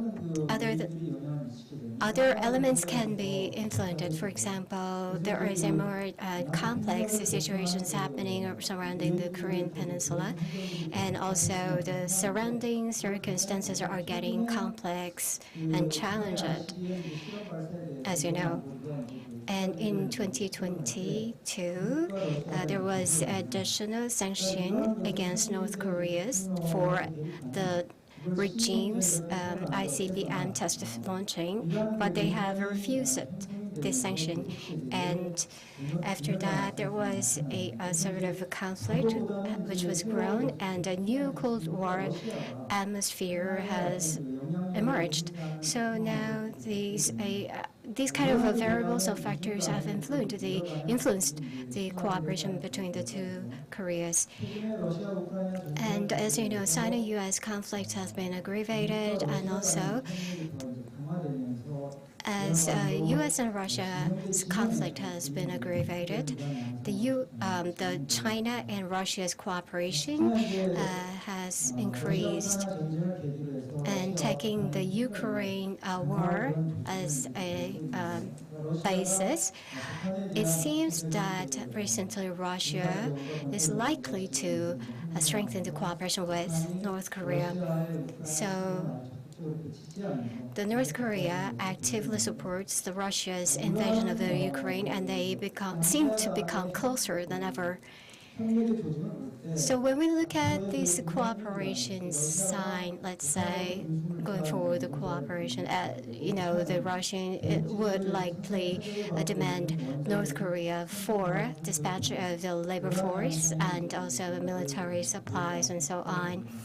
So there will be some sort of a cooperation strengthened between Russia and North Korea.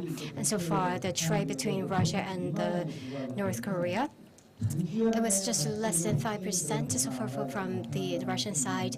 So it does not mean that there will be revolutionary changes between these dynamics. However, there will some changes will actually take place. For example, within just 4 months, the illicit transshipment increased threefold compared to the last year's total amount of the shipment or trade. So the Russia and China, as well as North Korea, are having closer cooperation. And Korean type Indo-Pacific strategic,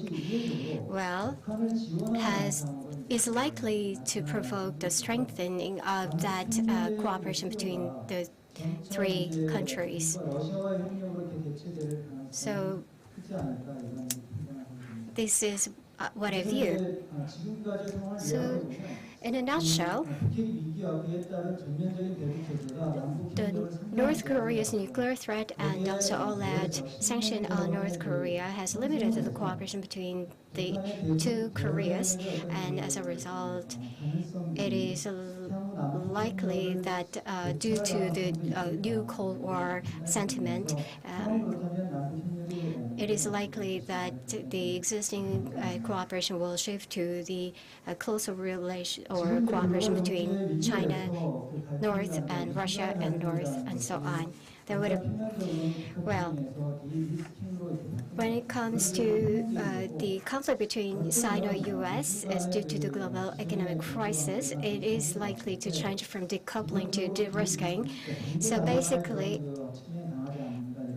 it will affect the dynamics of the relations, so the relations will be diversified.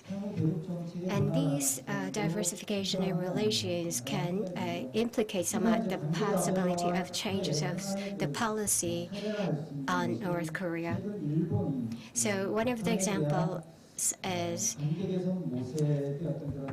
Japan is trying to build a rapport with North Korea or improve the relations with North Korea.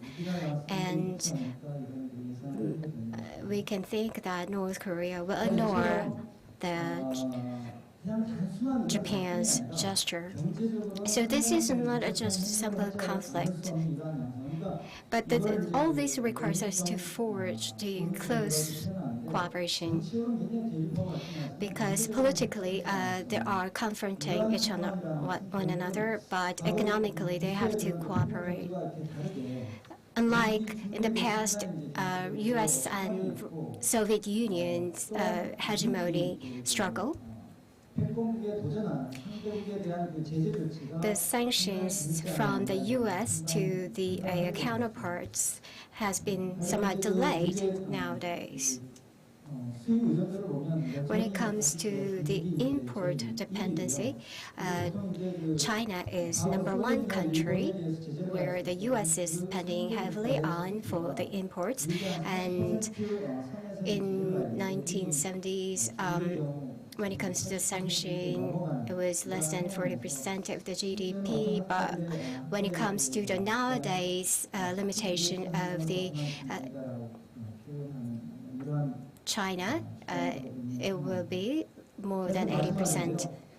So this is the last slide that I have prepared, as it is a very turbulent era in the international political arena. So I think that the inter-Korean relations and future international relations will be very unclear. So we need to approach based on the scenario plannings and also the international order. If it changes from decoupling to de-risking, then our North Korean policy will be changed accordingly, considering all this background. So based on these changes, there will be some different approach how to approach these the cooperation toward the North Korea. So as I've mentioned, as forest sectors put emphasis on cooperation, so I believe that the relations between the countries will influence a lot in the forestry cooperation. And so various pilot projects should be sought, including the DMZ project, and that is my suggestion. And I have put that in summary in my slides. So with that, I'm going to conclude my remarks. Thank you. Thank you very much. And Director Lee Young-hoon made a presentation. So we have listened to 3 presentations in session 1, and Professor Lee Young-hoon talked about the external factors that determines the inter-Korean forest cooperation and the current changes and its impact on the inter-Korean forest cooperation and what direction we need to take for the cooperation. And he shared some ideas and insights. We have listened to 3 presentations, and the FAO's director talked about the inter-Korean forest cooperation through FAO. And in the second presentation, the Professor Park Sung-ho talked about the North China cooperation and the future of inter-Korean forest cooperation. And he showed a blueprint for that kind of cooperation. I'd like to invite the 3 speakers to the discussion session. In this discussion session, I will invite 3 discussants: Choi Hyun-ah, the senior researcher of Hans Seidel Foundation; Lee Hae-ryun, head of department of the Ministry of Unification; and assistant research fellow Kim Soo-jung of the Korea Institute for Industrial Economic and Trade. Please come up to the podium. So we have organized a setting for the discussion. So 3 discussants and 3 speakers, please come up to the podium. And I'd like to also invite the Park Jong-chul, the senior advisor to the Korea Institute for National Unification, come up to the podium, who will serve as a moderator for this discussion. Please take a seat for the discussion. And we will talk about the direction of the inter-Korean cooperation from the different perspective. And we have 7 discussants and speakers. And now we will begin the discussion for the session 1. Senior Research Fellow Park Jong-chul of Korea Institute for National Unification will serve as a moderator. And we have discussants, and I'd like to introduce them one by one.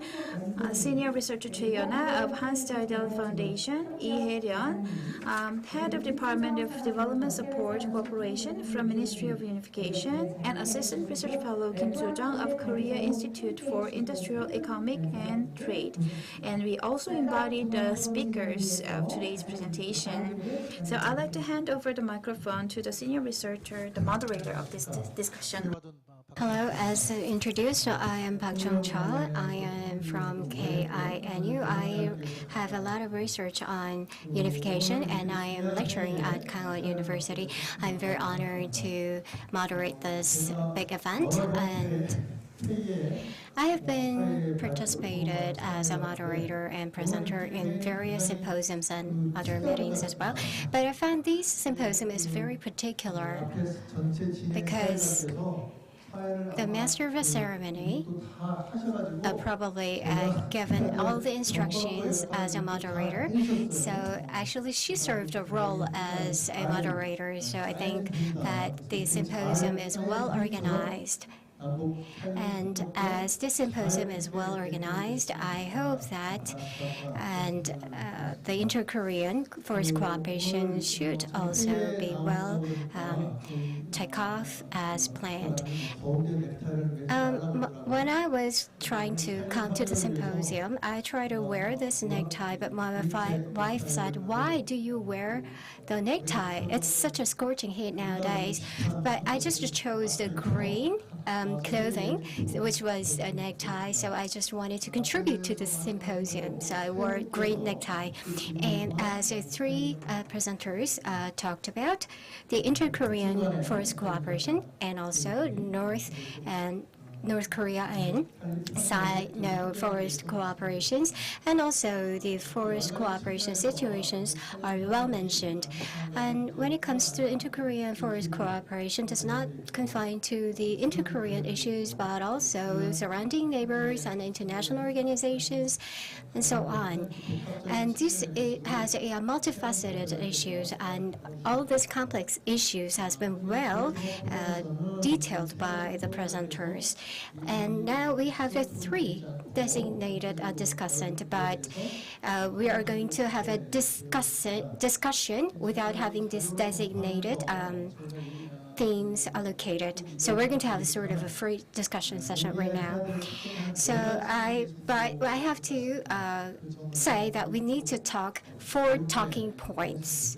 And based on these 4 talking points, we're going to discuss freely. First, the modern situation or current situation and evaluation.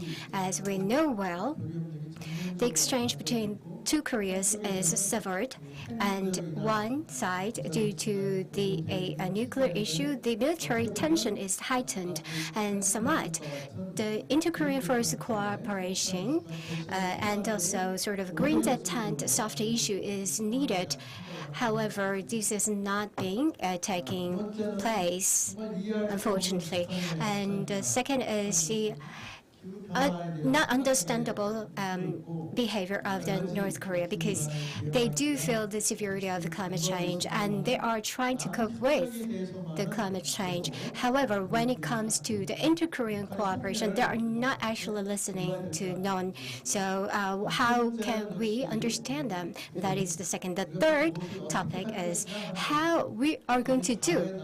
Well, in the past, we do have experience of the inter-Korean forest cooperation in the past. We do have items for the cooperation, and we do have methodologies. However, how, at this point, should we make it? And there are a lot of actors, and we have a cooperative mechanisms, and how the international organizations and civil societies and also neighboring countries should cooperate by organizing all these mechanisms together. And the fourth, there are many projects, and how do we have to organize? And how do we have to link? Well, these kind of things will be the topic for our discussion. In addition to that, then at this time, what do we have to do? And who should take the initiative? And who should act? And what should be prepared? Well, in the 4 areas, I think we have to think about. So considering these talking points, let us have discussions. And without further ado, I would like to ask Ms. Che for that. 감사합니다. 방금 소개 Thank you very much. I'm Cheyona from the Hans Chardel Foundation, and I'm very delighted to be part of this active discussion. And as Mr. Kwon, the Minister Kwon, talked, I hope that we can find a common ground. And as the Ambassador Crooks pointed out, he was the last person who left North Korea. And I visited the central nursery, and I think I'm the last person who visited the nursery in 2019. And as we listen to the welcome speech, we are marking the 50th anniversary of the national greening and the Korea-German cooperation on a greening project has started. And we introduced the German technology for the forestry, and I was trained by the doctor so that we need to think in that perspective. The North Korean forestry, and as the director of FAO Korean office pointed out, people-to-people exchange, technological cooperation, and take an approach from the SDG perspective was pointed out. And we need to think about the limitations we face, so that we need to take an approach like the knowledge sharing program. And in our program book, one of the outcome is presented and included, and the outcome shows that internal and international NGOs were engaged, and the researchers of many organizations participated in the research. And if the research data is delivered to North Korea, it will promote the cooperation. And as of now, there is no things underway. So we need to think about the people-to-people exchange and potential technological cooperation in the beginning. And in relation to the SDG number 17, we need to promote active cooperation. And I know that you may heard of this. This is about the Uni-specific forest program, and it is also will be covered by the session 2, but we should not miss the energy and water issues. So EOPS has 7 units, and we need to divide the units for the specific areas. In the session 2, the productivity and economic feasibility will be discussed, and from the various perspective, we need to think about such factors, and phased approach is required in order to find out the needs of North Korea, especially the North Korean people. We need to think about how to implement our measures gradually. There may be no clear ideas, but there is no clear implementation approach. So FAO's mechanism and the ecosystem and health-related issues. And many challenges are approached from the perspective of climate change, and partnership and international cooperation are urgently needed. Personally, I cannot say the specific implementation measures, but our foundation is making an effort to build trust gradually to make a small achievement one by one. I think that all people involved in this sector can do their best in their own position. And I propose the support in the form of KFPS. Dr. Che is from the Hans Zaidal Foundation, and also she involved for a long time in the tree nursery project in North Korea. And I hope you have another chance to go to the North Korea if it is possible. Next, we would like to invite Director Lee Hae-ryun from the Ministry of Unification. Maybe she is in charge of this work and she is now having some ideas, so please opine yourself. Hello, everyone. I am Lee Hae-ryun, Director at Unification Ministry. And I see this time clock ticking, so I'm nervous.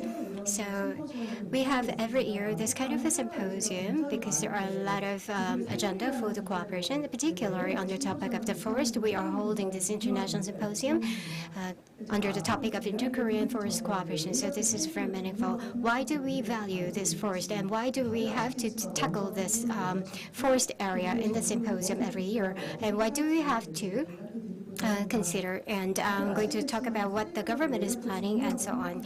Why do we consider this important? Because forest is a big component. When it comes to South Korea, about 63% is covered by forest, and it is fourth in the OECD members by size. So it purifies water and also it makes a healthy soil, so it is a very basic, so that's important. Second, when it comes to developing countries like North Korea, it is directly linked with the survival. As you know, in the 1990s, there was a March of Arduous, and there was a massive famine and flood and droughts, and the country is very vulnerable to these natural disasters, and also the food crisis has erupted. So this vicious circle must be severed. Third, globally and every country are making efforts to reduce the GHG emissions, and by announcing the net zero, we are making efforts as well. By 2030, we are going to reduce the carbon, and there are various ways, but the forest will absorb about 11%. So when it comes to the 11%, you may not have the sense, but what the total amount of the emission emitted from the cars on the streets which are registered a year is that amount. So by 2030, we can achieve double the amount of the goal through the forest. That's why we are focusing on forest. Then, what kind of things are being prepared by the government? I will briefly talk about. By the incumbent government, we do have a green detente for the inter-Korean forest cooperation implementation. What is the different from the past effort, and up to what scope it is green detente? Well, it's really complex, but I'm going to simply put in the past, it was a concept to release the tension on the Korean Peninsula, like ecology and environment. By going beyond that, this government has broadened the scope, including the environment and climate and so on. So in the new security threat, we have to jointly make efforts to relieve the tension, and that is peace side, and the unified coexisting future, a new unified initiative which will be soon announced. That kind of things are linked with this, and through the Green Detente to improve the livelihood of the North Korean residents and also the human rights as well. So while we are preparing these Green Detente, there are many methods and ways. Of course, we have to deal through the food security, through the agriculture first, and the management of the disasters. All of these are impacted by the forest because forest is important, so we are focusing on forest. And also when it comes to the building of the tree nurseries and also forest restoration projects and prevention of disasters are being considered. And forest is important, and in order to address that, the government is considering it as a critical, and then how do we going to shape it up? Well, that is very important. As former presenters mentioned, all international political situations must be get better, and also we need to have an opportunity of a window of opportunity to open so that the inter-Korean can cooperate and so on. So if we have these opportunity opened up, then we can actually implement the cooperation. Then until now, we have to think about, reflect, and we have to consider what kind of improvement that we have to make. So what kind of cooperation has been made between the two Koreas, why it was not sustainable, then how do we have to improve, and how do we have to carry out the international cooperation, how mutually beneficial way that the inter-Korean cooperation should be made, and how can we affect the resident public's lives, and how we can make a structure of all these things. We have to pull our wisdom together, and this is time to do so. And I think this symposium is the right place for us to do so. And by offering such opportunity by the Ministry of Unification with the experts from home and abroad, we can pull wisdom together. So we're going to provide this kind of opportunity. And this is a basic thing that I'm going to mention, and probably you understand everything. We have to all be based by the common ground. Thank you. Well, from the Ministry of Unification, as she was in charge of this area, she has many thoughts. Well, the presenters and discussants are aware that there are many things that are happening, and there are many complex things. So they are talking that we should discuss this in this way and so on. But by the way, now we're going to invite Ms. Kim from the KIET. My name is Kim Soo-jung. I'm from the Korea Institute for Industry, Economic and Trade, and thank you for inviting me to this valuable symposium.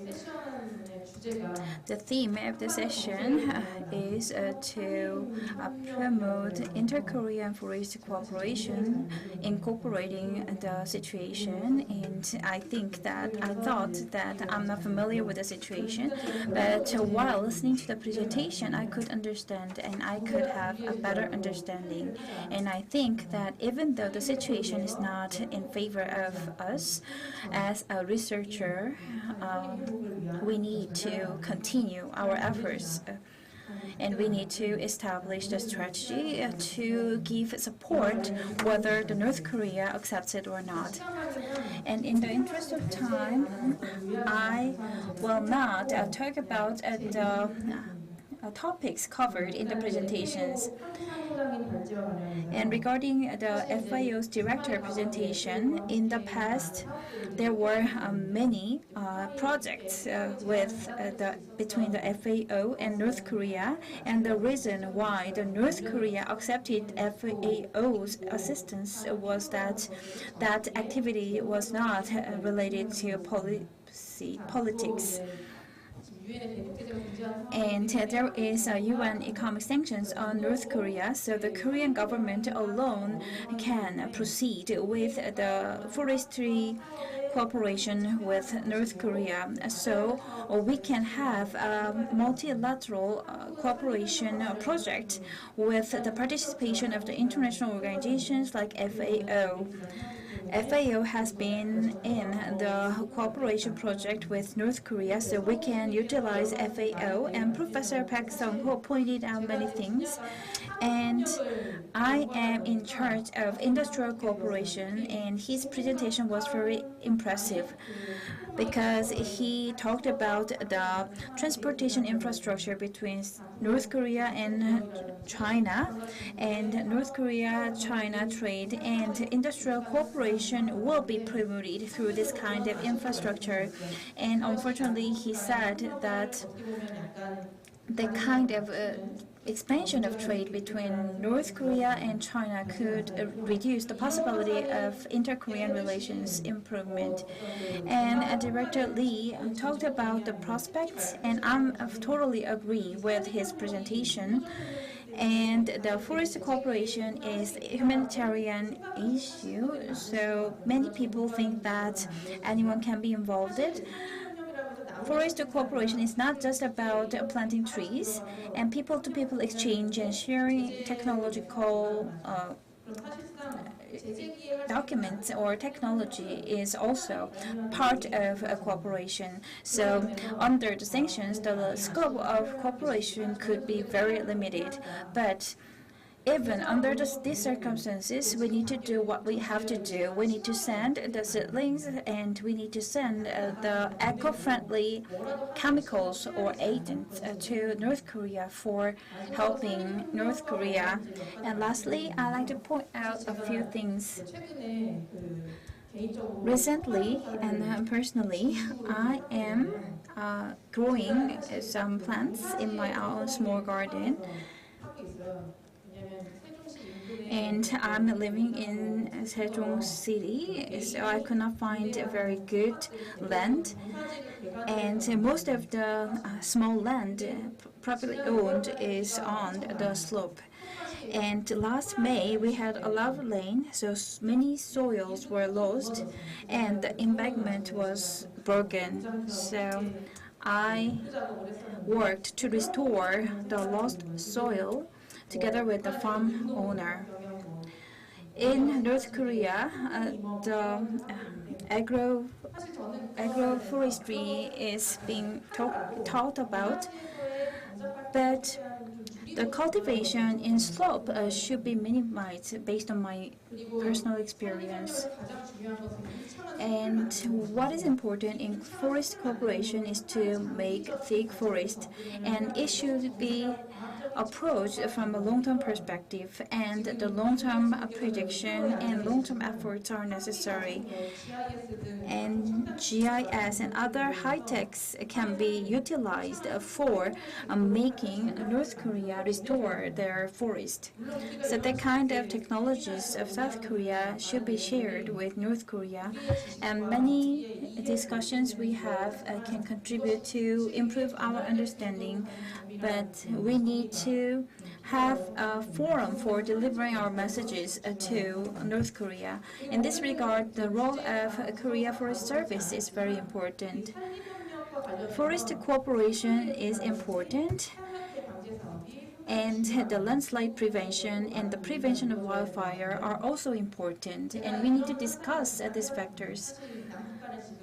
I think that North and South Koreas are in confrontation, but I can imagine in this way. For example, let's say the wildfire broke out in the border area, and the Korean firefighters go to north to suppress the fire, to put out the fire with high-techs and helicopters. At this moment, it's not possible, but in the near future, the kind of situation may be possible. Under the economic sanction on North Korea, many things and possibilities are limited, but we can help North Korea by using technologies like GIS to identify the areas vulnerable to loss of soil, so that we can help North Korea. And industrial cooperation should follow after the forest cooperation. Forest cooperation is not just planting trees. We need to input the precise technologies and equipment. So industry and forestry is not separable. And for the precise measurement, the integrated control center needs to be established. And the control center can play various roles like the prevention of environmental pollution and other measurement. These days, we are talking about very limited scope of our cooperation, but I think that in the future we have broadened scope of cooperation. And I'd like to turn the situation in this way. These days, we need to establish the forest restoration model, and both Koreas can accumulate experience at the model and export the model to other countries. And there is the seed bank in East Asia, and the kind of seed bank can be established in North Korea so that North Korea can play a part as a member of international community. As always, countries around the world provide support and assistance to North Korea, but I think we need to give an opportunity for North Korea to be part and to be proud of what they can do. So we can provide an opportunity to North Korea to take part in the international community. That's just my hope and dreams, but I think you understand my point. As I pointed out in the beginning, even the circumstances are not favorable, we need to do our job. That's all from my side. Thank you. Well, Dr. Kim has put forth various ideas and also has a lot of plan. I wish she could share with North Korea by visiting North in person. Well, rather than the question, I think she just provided us some ideas and new, fresh perspective as well. Now we would like to open floor for our presenters because there is no question. So I'm going to pose question to the presenter by myself, and also please answer and wrap up. First, Mr. Shingyao Tang. Well, for you, as you know, the international organization is challenged due to the UN sanctions. So from the FAO for the forest cooperation, what are the ways to get exemption from the sanctions? Please answer to that. And for Professor Park, I have a question to you. Well, when it comes to the triangular cooperation between Sino, North, and South Korea, then we can understand that Sino and North Korea's relations will not be conflicting to us. And Dr. Lee, for you, well, to de-risk, if there is an opportunity to get some change of the dynamics, do you think that we can have this kind of opportunity, and how do we have to identify that opportunity? That will be the question to you, Mr. Lee. And Dr. Lee, please, can you answer first?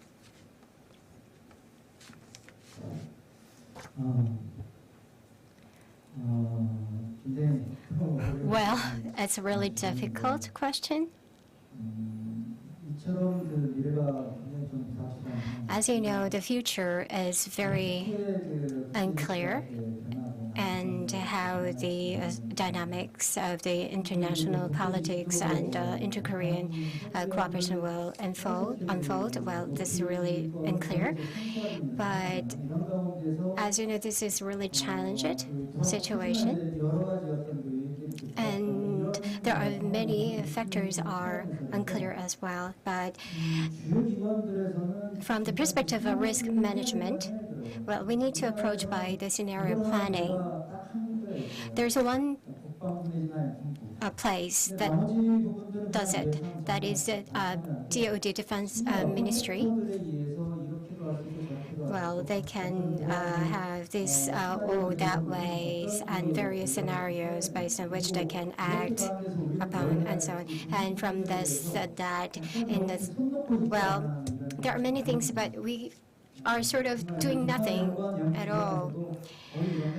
Well, even the organization who do research on the unification, they didn't that. Even the Ministry of Unification, because after something happens, then they do. So it is like a hindsight measures that they are taking. So not the military, but there's only one sector, the companies, they do, because they do respond rapidly because it is directly linked to their survival. So while we are approaching based on the scenario planning, and we have to identify the opportunity. And as you know, except South Korea, all surrounding countries are having some changes in their relation structures. But South Korea tend to put everything into one side. I think that is growing risk, I think. So I think it is nowadays a trend. We have to consider to be more strategic, and practical measures should be taken, and we have to identify the opportunity to come up with the cooperative opportunity. Meantime, we have to work on ourselves and we have to prepare. Thank you. Well, we prepare ourselves. That's important, of course. Now, Professor Peck.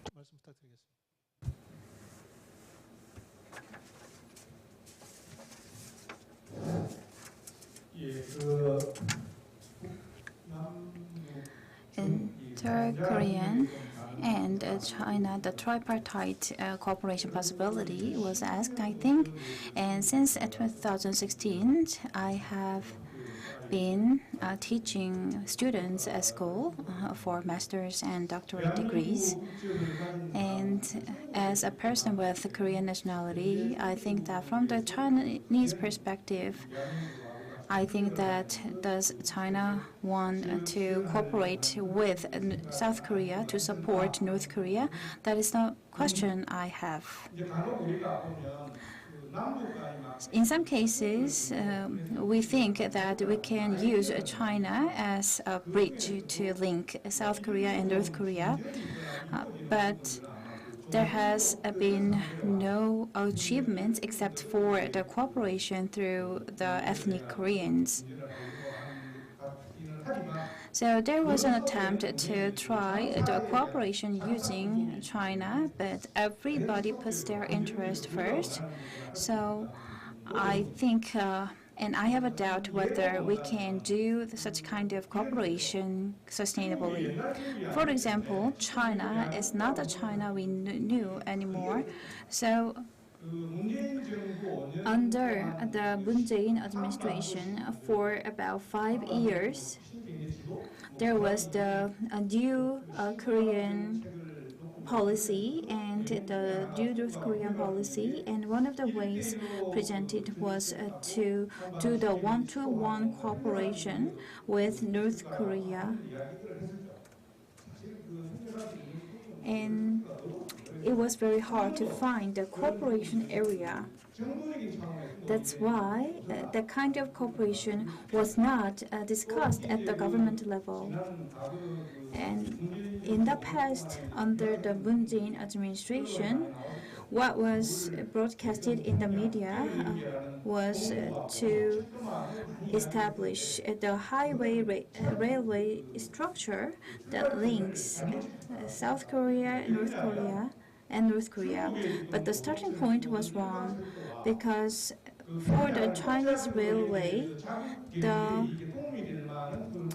railway was linked to North Korea, but China does not want to link their railway to South Korea to expand their economic benefits.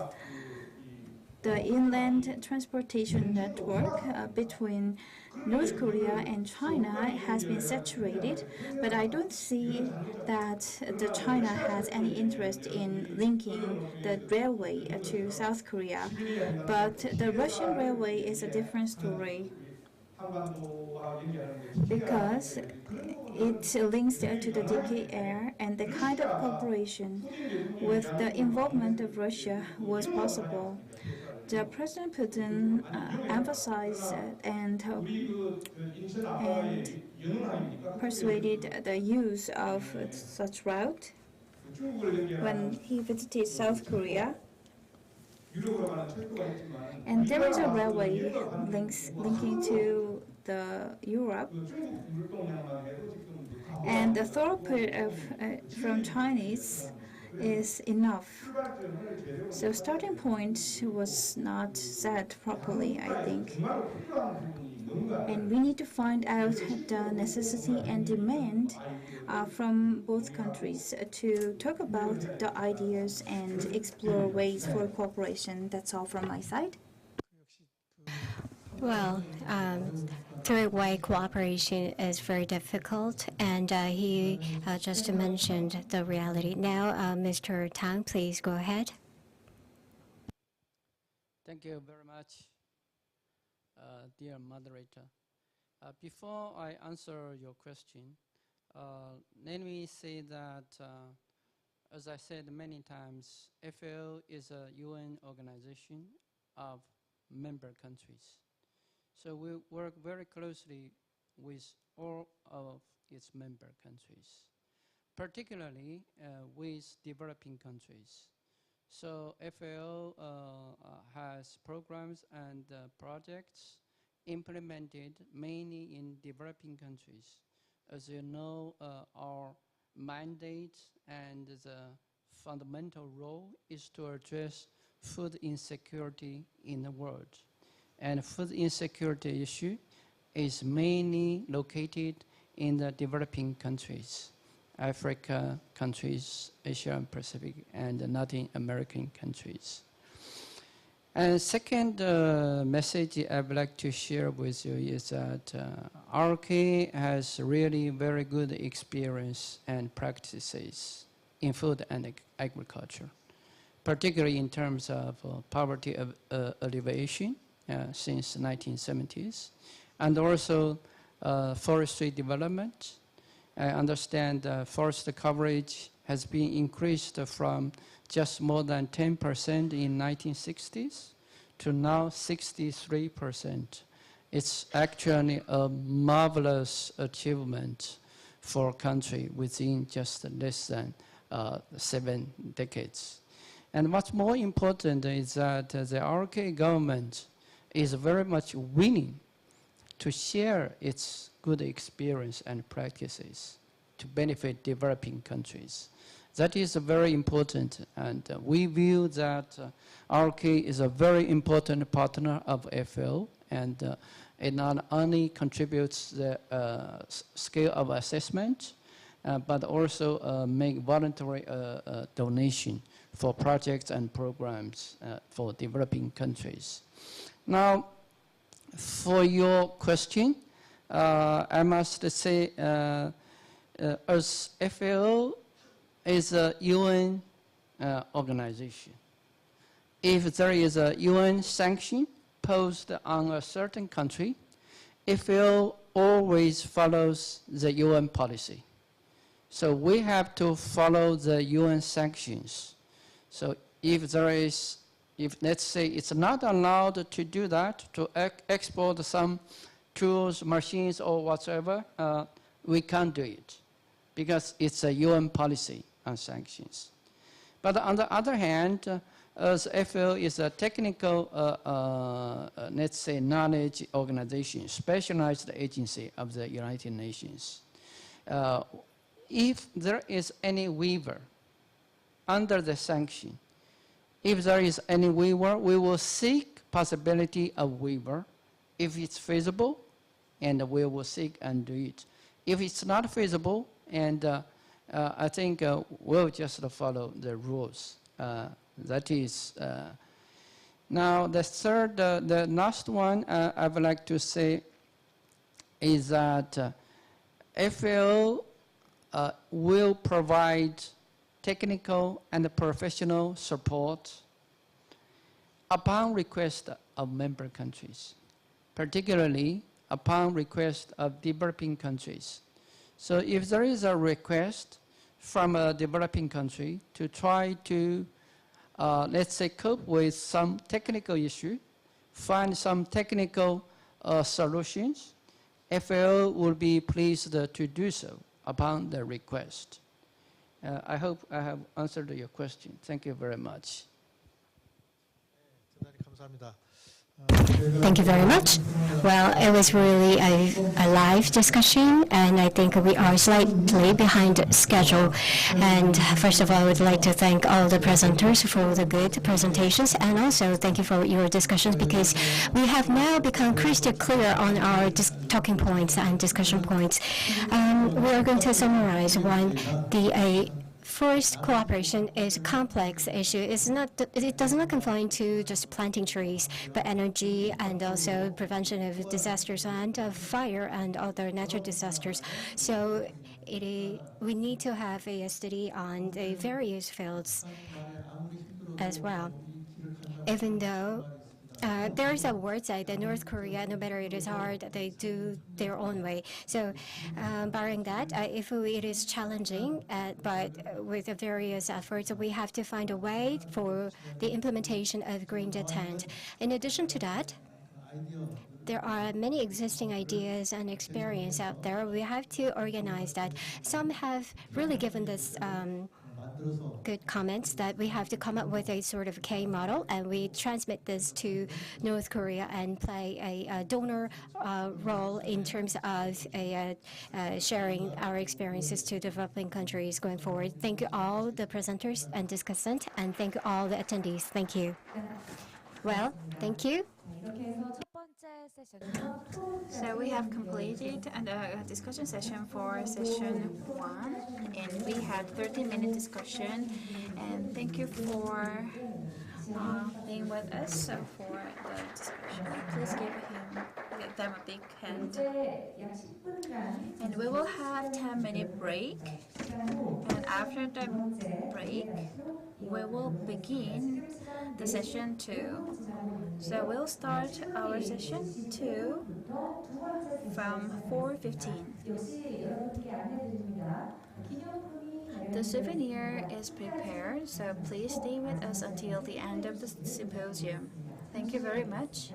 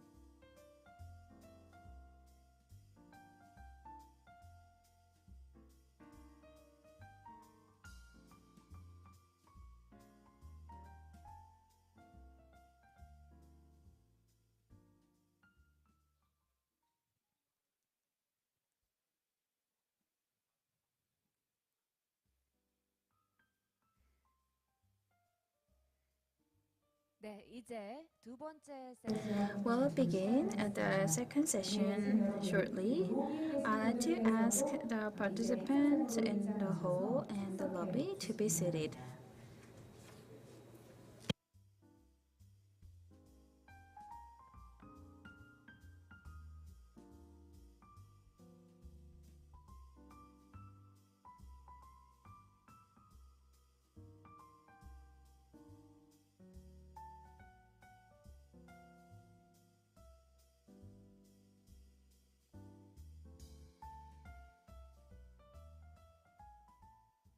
네, 여러분 편안한 휴식 시간.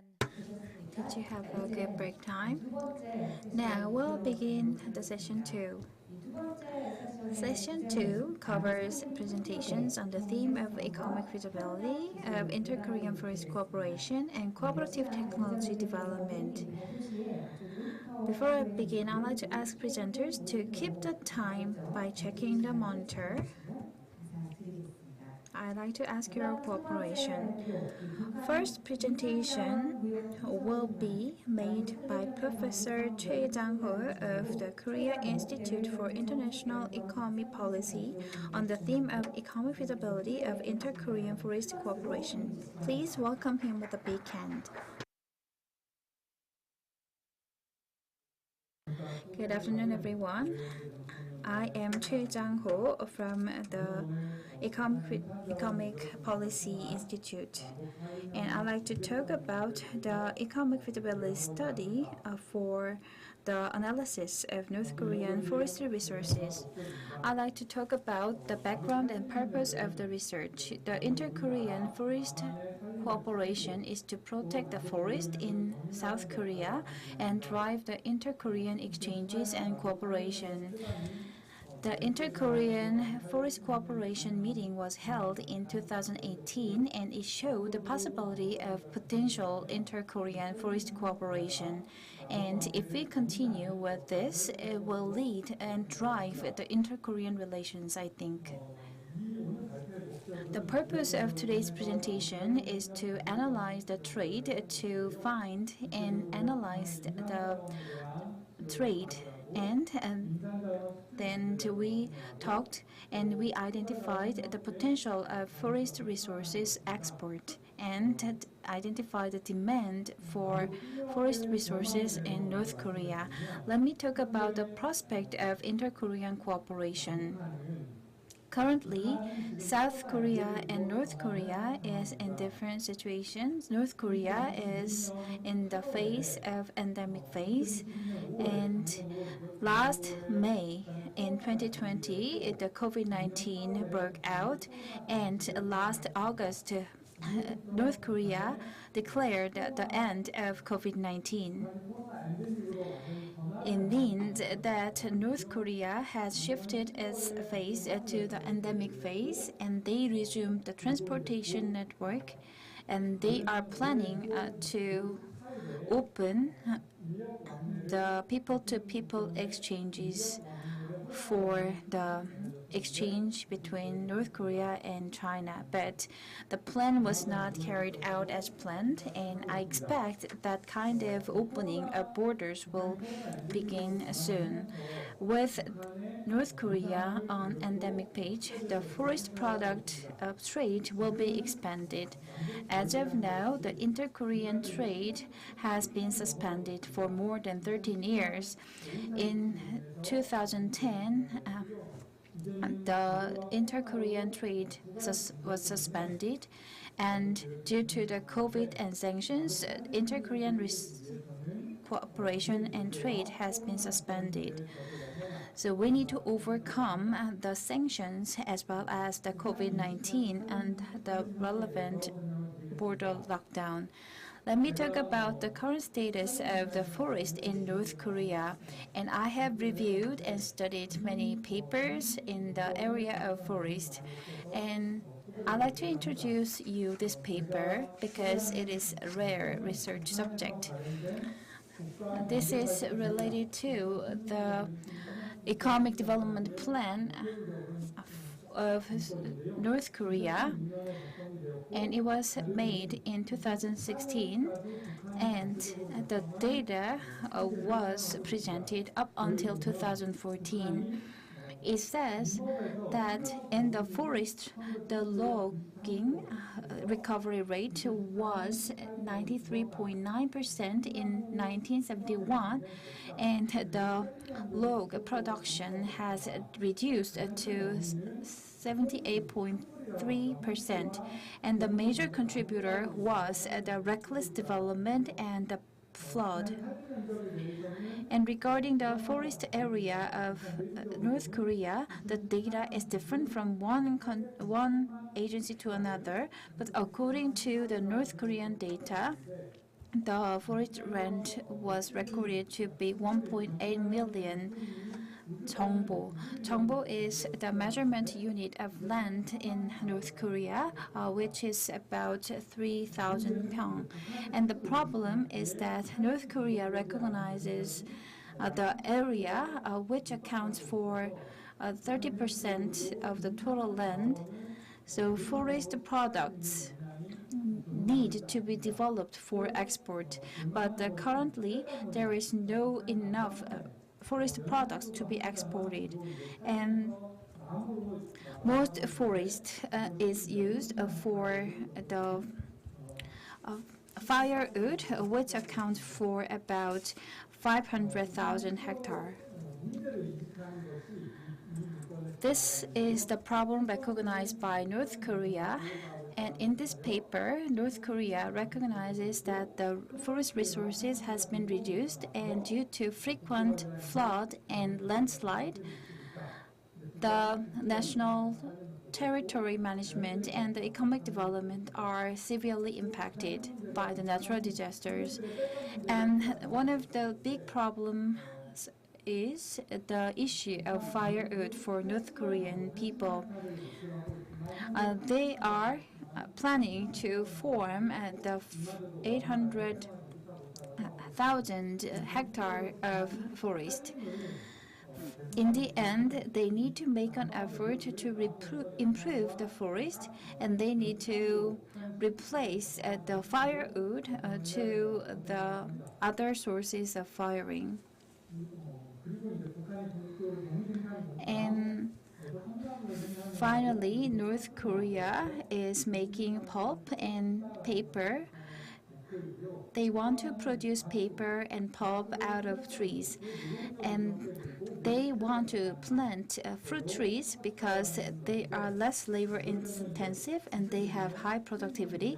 But a lot of input should be made, such as fertilizers, to grow fruit trees.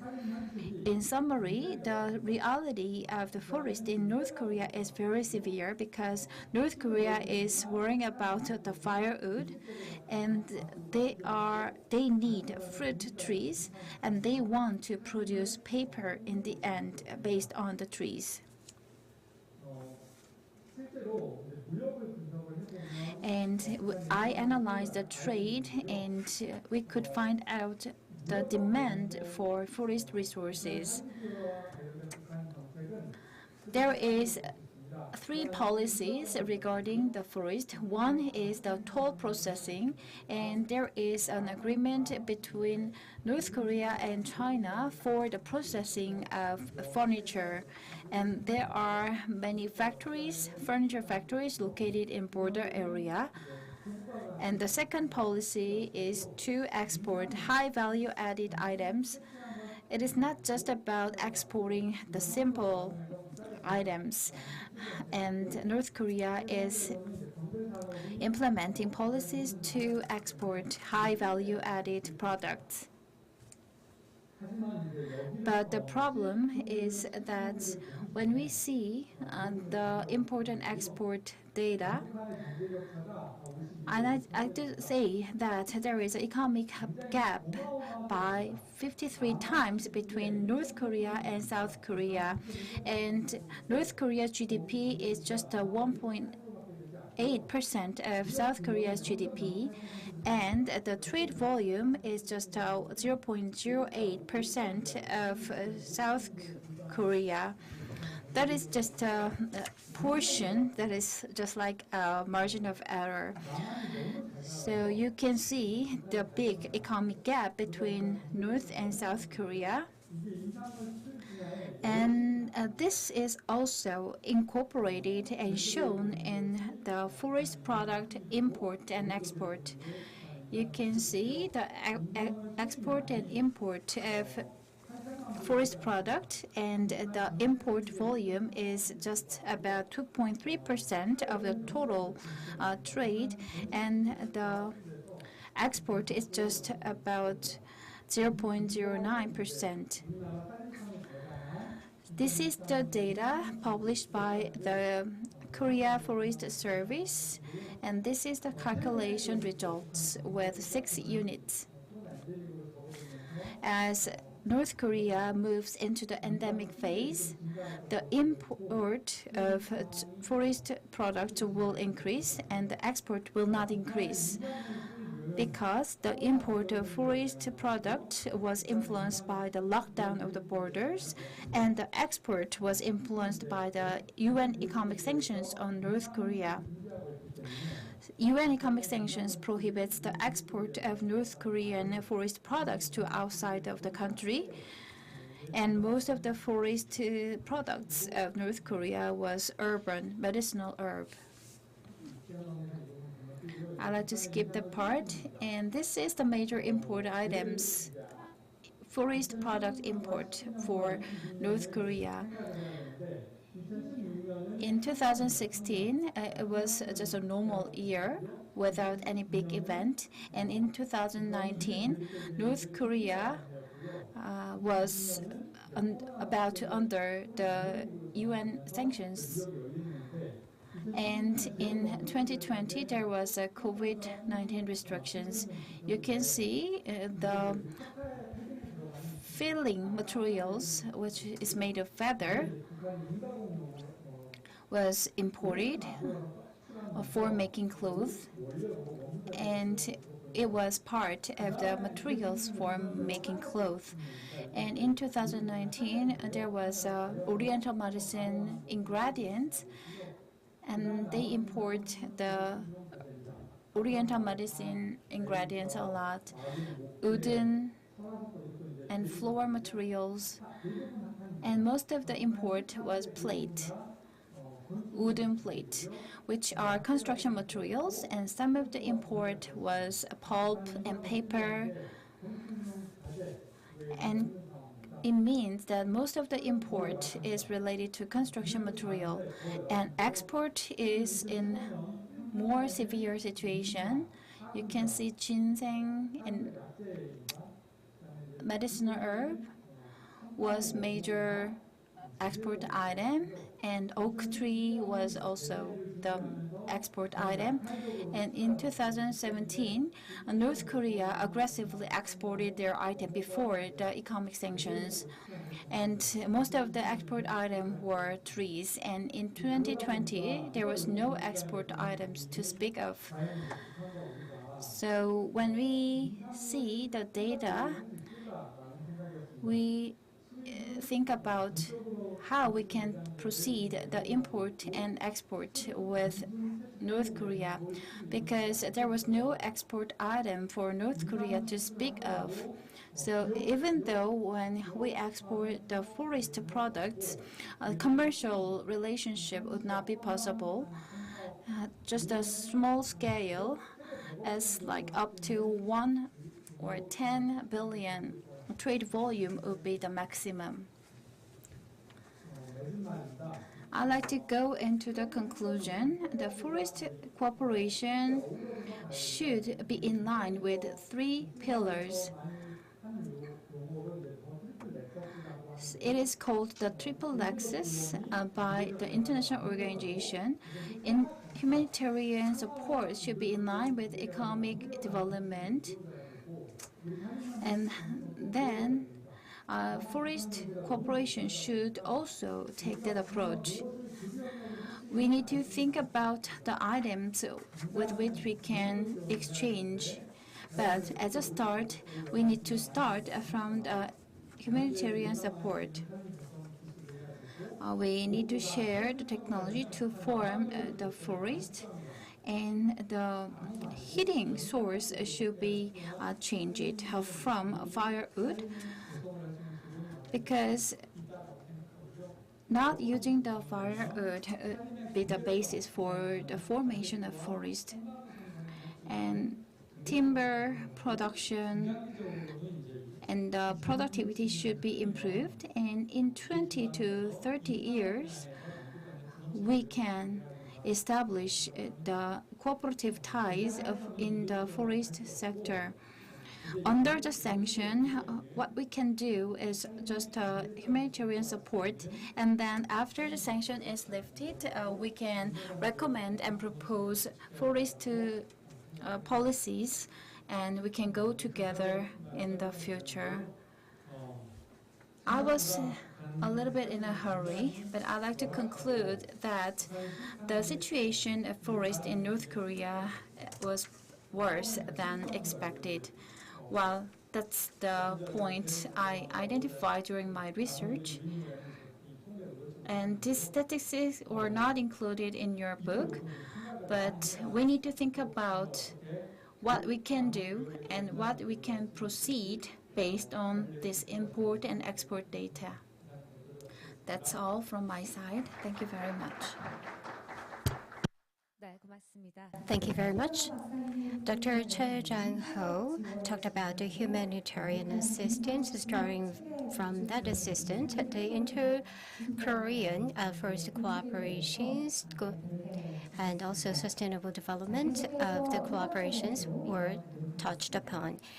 Next, we're going to have the second presentation, and under the topic of the present and today and the future of the Inter-Korean Forest Cooperation Project by Director General Jung Ho-young at Korea Forest Service. Please welcome him. Hello, everyone.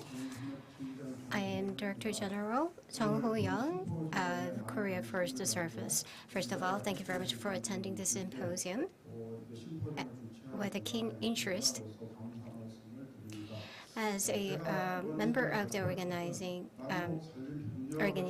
ministry or the service, I am very pleased to see you all. Now, when it comes to the policy setup and the direction of the inter-Korean forest cooperation will be presented by me. This is a forest degradation of the North Korea. Our National Institute of the Forest Science has indeed researched the current situation of the forest status of the North. As you can see, the red indicates the deforested area, and also the green part is the stocked land, and so on. Everything's the grasslands are located on the north part of the North Korea. And when it comes to the forest area, it stands about 9.39 million hectares. And also when it comes to the degraded area, it stands at about 2.62 million hectares. And it accounts for about 28% of total forest. And also the priority area for the restoration stands at 1.47 million hectares. And every 10 years, the institution analyzes the frequency, and compared to the 2018, the area has declined a lot. And this is the type of the North Korea's forest degradation. And there is a reclaimed land and also the non-stocked land and also forest bared or nuded land. And these are the picture of the North Korea, especially the forest. And this is a visual cycle of the degradation. And there is a crisis of the lack of foreign reserve and food crisis and energy crisis. And also they are trying to reclaim the forest land in order to expand the arable land by creating the tourist fields and so on. And also they are using the forest for the fire and energy source. And there are many pests outbreaking and wildfires. And even if there's a wildfire, they have not equipped in place enough, so that will be the challenging for the North Korean to extinguish. Next, from initially, North Korea has a recognition that the degradation was really severe. So from 2013 to 2042, over 30 years, they're planning to restore the forest. So as of for there are total total plan for the forest construction. They have two phases. One phase is for the 2013 to 2022. So they are going to create 1.68 million hectares. And also they have the forest restoration battle from the 2015 to 2024, and they are mobilizing all efforts. So they are trying to greening the forest and urban cities as well.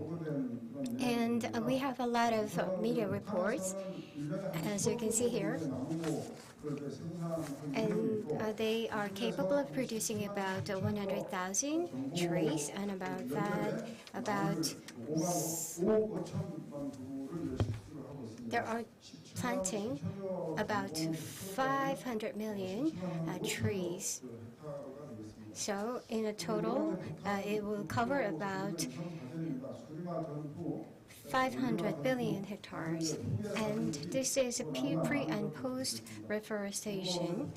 And as you can see, after the greening, there are more trees. And as of 2020, the tree nurseries increased to 140. And also, they have a capability of creating about 20 million trees for the seedlings as well. And also, they have lots of capability to create the seedlings by fivefold compared to the previous days. And from the modernization project for the tree nursery, they have visited Pyongyang in 2018, and as they took the picture of their sites. And as you can see from here, this is about the forest equipment factories. So there is a related to the tree seedlings or nursery, there are having this kind of productions for the devices. And there's a progress. From 1999 to 2017, there was a cooperation between the two Koreas in forest. And as you know, in 2018, there were two breakout session of the meetings. In the first round, they had a direction agreement made and the second round, there were some of the detailed consensus built between the two Koreas. So they are going to be supported with the prevention of the pests and also the modernization of the tree nursery. And when it comes to implementation, well, they have carried out the status of the forest pests in Gungan Mountain in 2018, and also the joint prevention of the pests in 2018 November. And with the equipment and the tools provided in North Korea, we jointly conducted the prevention or the control of the pests.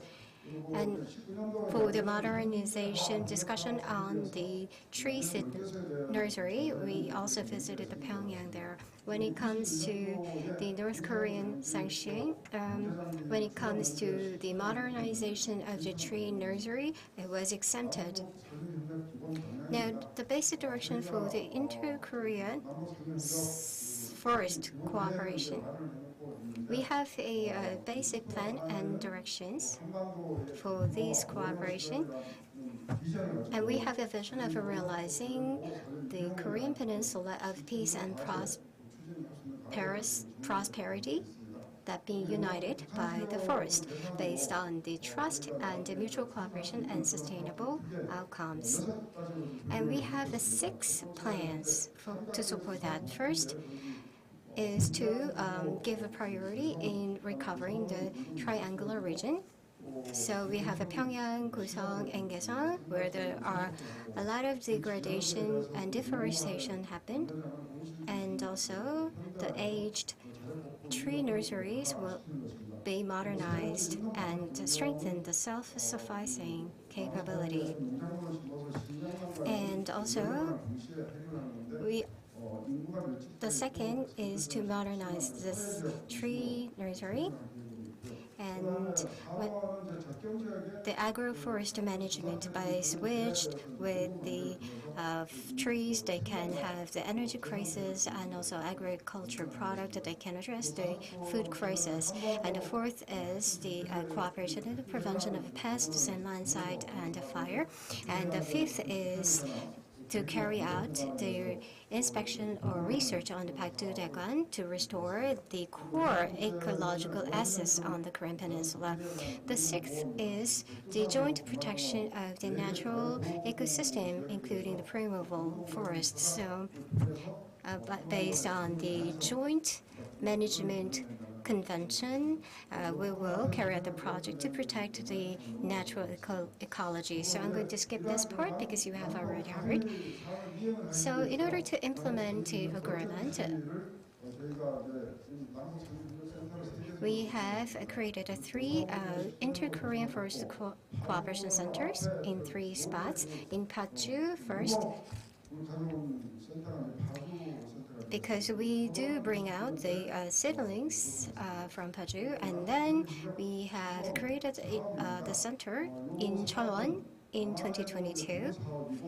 And this is agroforestry management model, which will be very beneficial for Korea as well. So, and the last we have a Gosong as place as well. And there is a native plant in Daecheong, for example, like Aries dichotoma and also Thyrocarpus dilocutus and so on. So while planting trees, you do plant herbal medicinal plants as well to provide to the North Korean residents. And if we do import these agricultural products, that we can use these herbal medicinal plants at low cost, so that will be mutually beneficial. The second is the prevention, biological prevention of the pests by using nemesis, and it is to maintain the forest ecological soundness on the bordering areas. So by using sort of nemesis, there will be the pest control, and this will be elaborated by the next presenter. Next, in order to overcome the food crisis, one of the methods, they encourage the cultivation of the mushrooms, like a truffle mushrooms, and so on.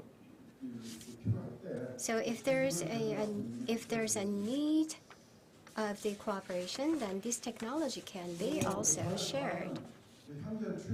And this is the ongoing project that is to develop the nurturing technology, which is eco-friendly for the trees which are growing in the high mountains. If you use the pests, then the resistance can happen, and also you can create a fungi disease as well. So if you grow some of the conifers with these nemesis and also other pests that are eco-friendly, then pesticides that are eco-friendly, then you can grow and you can also improve the germinating rate as well. Now, as part of continuously carrying out the continuous cooperation in the forest area, we are running the centers in 3 places. For example, and in case of Paju, we have a smart tree nursery and civil levels cooperation and agroforestry management and control of the forest pests and so on. And also there are some tree types which have a lot of media coverage and also which are valued by the North. There are certain tree species, so we do give some of the priority, and we do try to provide the seeds of that particular tree species to the North. And if the scientists from the 2 Koreas meet and when they discuss, they had challenges because the technologies that they are acquainted with varied. So we're trying to come up with a system where the technologies can be organized. And as we have a limited information of the North Korea, so we do collect data from some channels, and also we are reflecting the data on our policies and plans as well. And also we are sharing the information and data to the relevant organizations. Going forward, we're going to expand the data efforts as well. And when it comes to the path toward North Korea's cooperation in forestries and expand of project scope, we are trying to come up with the establishment of international organizations centering on the erosion control and pest control and so on. So we need to, I think we need to have some discussions centering on this. And also when it comes, we need to have a joint response to the forest disaster in the bordering area to promote green peace zone. Within limited time, I have explained quite a lot, I think. As North and South are connected to the forest, so the peace and prosperity on the Korean peninsula should be realized. To that end, we are going to make a continuous efforts going forward. Thank you very much. 네, 고맙습니다. 두 번째 발표. Thank you very much. And Mr. Chong made a great presentation. And he talked about the outcome of inter-Korean forest cooperation so far and issues we face to continue inter-Korean forest cooperation through a pilot project we have been implemented. Thank you very much. And third presentation is about the DMZ pest control utilizing natural enemies, which will be delivered by Professor Dongguk of the College of Forest Science of Gangwon National University. Please welcome him with a big hand.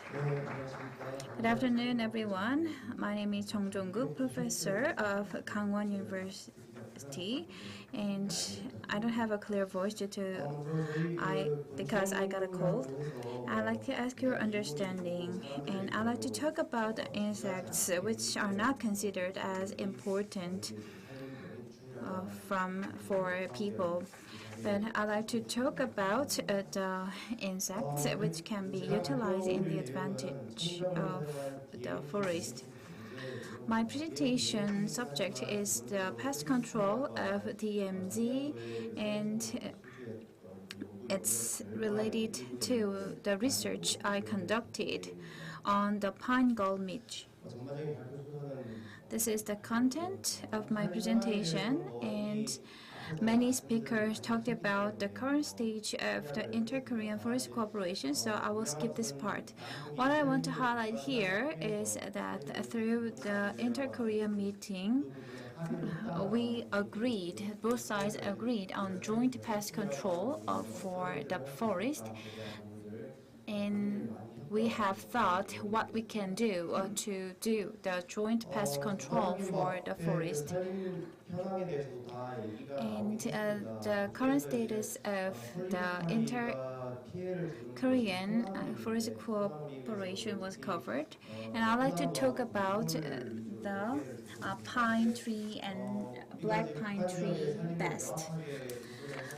It is hard to divide the forest in North Korea, but the pine tree accounts for a large share of the forest based on our assumption. So we consider that the area of coniferous forest is about 1.78 million hectares. And the distribution of the coniferous forest in Gangwon area was small compared to other areas. We have 3 centers in operation, and among them, Cheolwon Inter-Korean Forest Cooperation Center is covering the monitoring and research for the pest control. And Gyeongsang-Bukdo and the Gangwon Province National Forest Agency talked about how to do the pest control in the border area. And the reason why the Gyeongsang-Bukdo area was involved is that this was the area where they utilize the natural enemy to prevent the insect. Let me talk about the status of the major forest disease and pest in Korea. This is the image of imago of the pine gall image. This insect is very small, about 2 millimeters, and this pine gall midge was not a native Korean species. It was invaded Korea from other countries, and after the invasion, they were spread to the many parts of the Korean peninsula. So we assume that about 250,000 hectares were infected or damaged by the pest, and among them, about 100,000 hectares were impacted by pine gall midge. And pine moth was also the contributor to the damage of forest. So in retrospect, we can see that the South Korean forests were damaged significantly by pine moth and pine gall midge. It means that when the pine trees are young, mostly pine moths were damaging those trees. And the Inostemulus cilius also the contributor to the damage to the pine trees. So we reviewed the data of 2007, and we assumed that there are many young pine trees in North Korea. Based on this data, we discussed the matter with the Forest Service, and we supported the pest control for North Korea. Next, let me talk about what are the major diseases and pests affecting South Korea. You can see there are pine wilt disease, and it was introduced in 1988 for the first time, and it has spread continuously up until now. And It is known that the pine wilt disease started in 2006 in North Korea, but we do not know the scale of the damage in North Korea.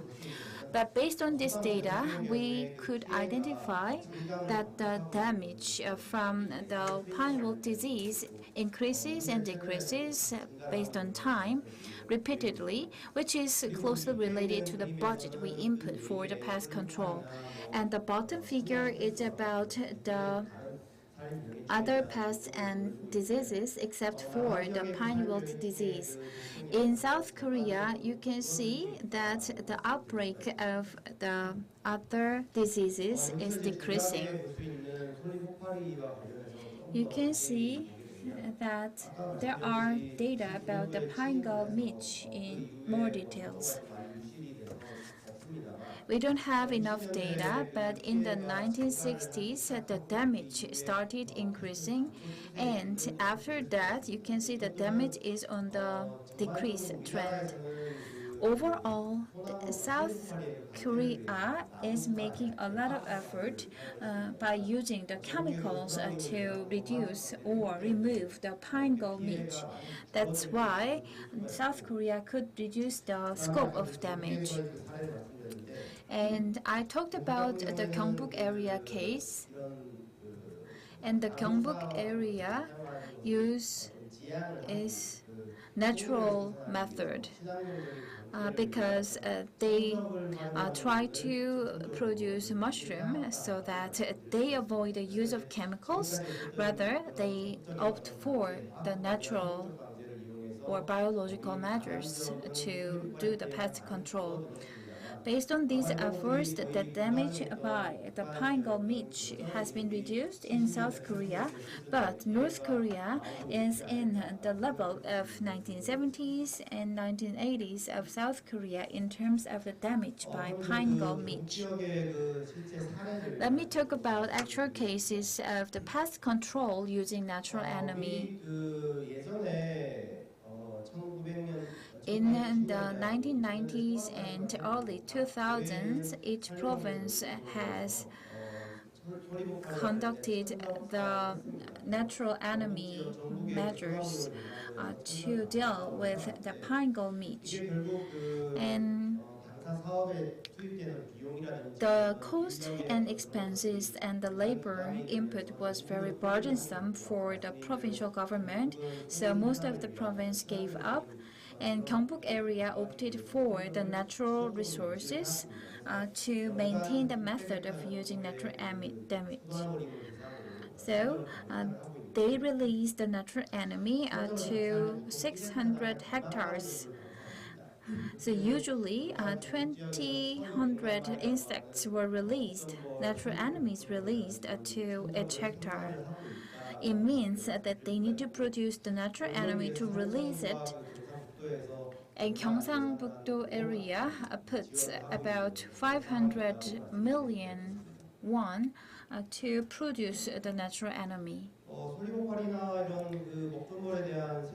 Pine gall midge and the other insects are not familiar with you, maybe, but it usually amigo appears in May or June, and it lays egg on the pine tree leaves, and the gall is formed that prohibits and inhibits the growth of the leaves, which will inhibit the photosynthesis. And then the next year there will be leaves. Old leaves fall earlier than scheduled, which affect the pine tree very severely. So when there is damage from pine gall midge, the pine tree under the influence of pine gall midge will be withered. So if we can reduce the pine gall midge, we can reduce the possibility of withering. 그래서 경상북도에서는 지금 굉장히 오랜 This 기간을 is the project conducted by Gyeongsangbuk-do Province, so they have established quite good protocol regarding what to do in what period.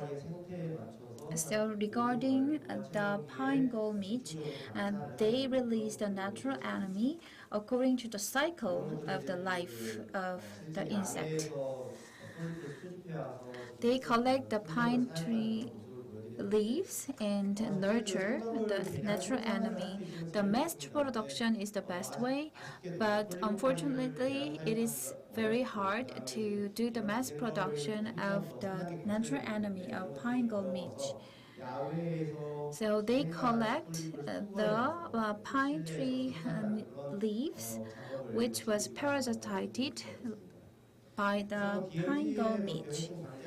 And for the pest control in DMZ, there have been various measures established based on the research conducted last year. What I can say at this moment is that DMZ is a border area. So unlike the Gyeongbuk area, the schedule should be readjusted, which is very different from the protocol of the Gyeongbuk province. And natural enemy production needs to be strengthened. In Gyeongbuk area, there is an enemy release only to the Gyeongbuk area, but Toron Center may be responsible for releasing the natural enemy to the border area, including the DMZ.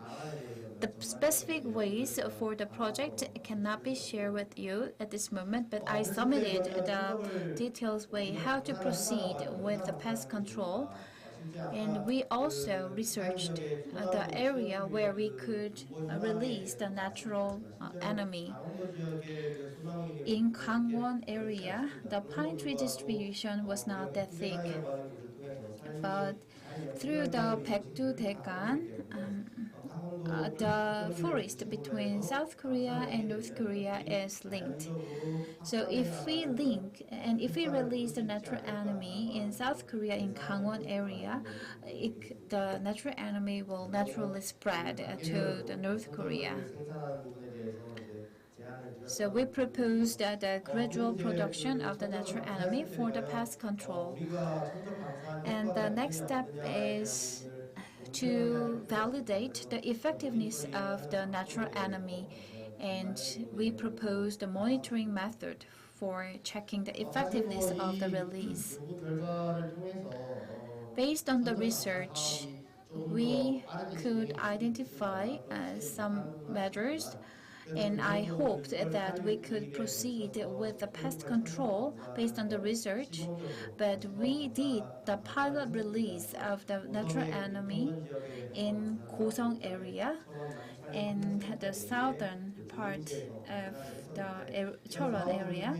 And through this pilot project, we will find out whether the natural enemies can spread to North Korea based on the natural wind direction.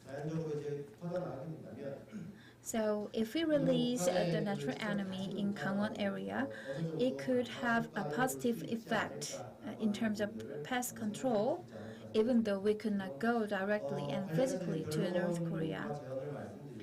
My proposal is that, as I pointed out, the insect is not like people, so insect does not know the boundary or national borders.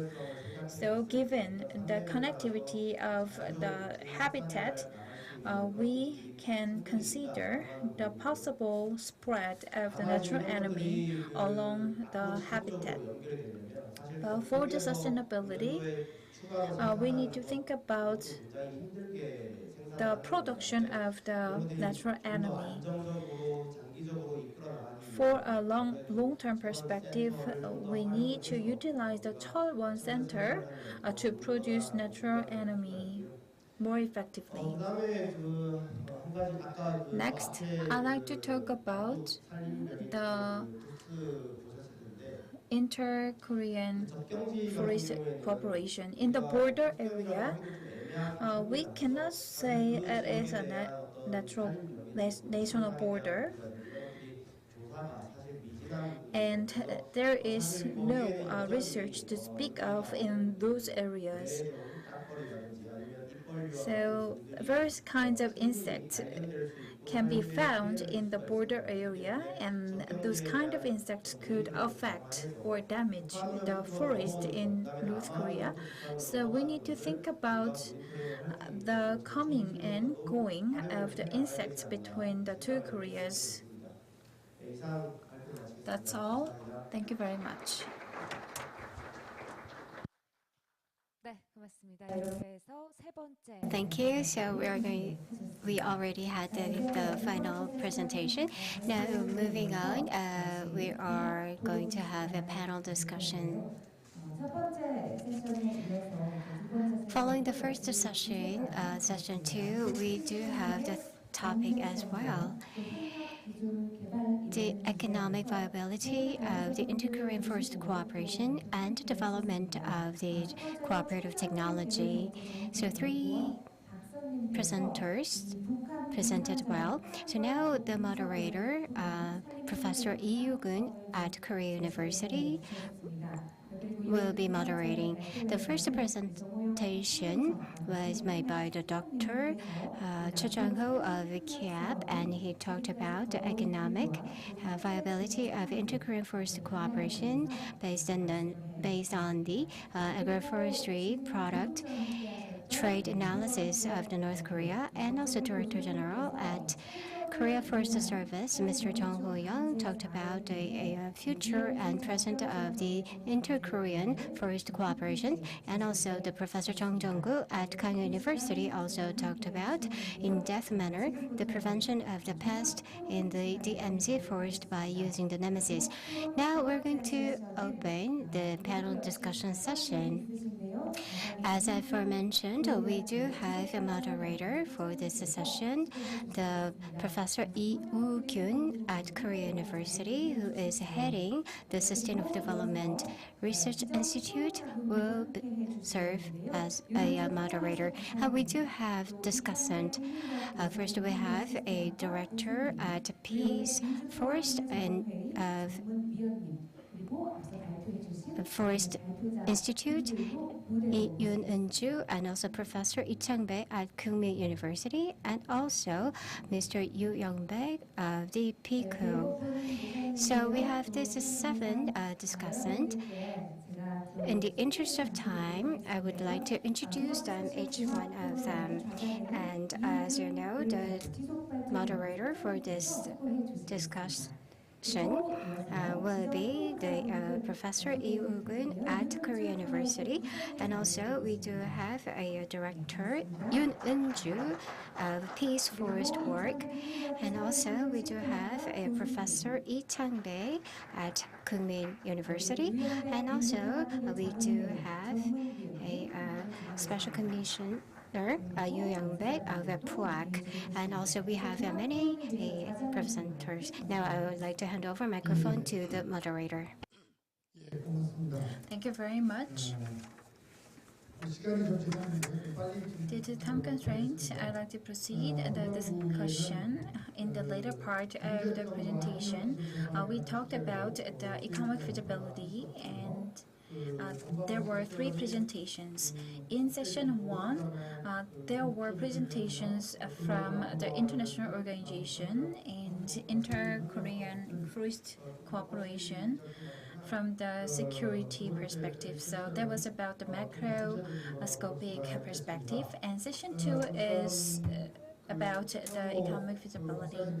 Dr. Che talked about the trade of forest products, and I was surprised and impressed by the title of the presentation, and you talked about the differences in terms of economic scale between the two Koreas, and you talked about the mismatch of the production and export and import possibilities of the two Koreas. So I was a little bit disappointed by the reality based on the figures, and I think that you analyze the data and you analyze the data in a meaningful way.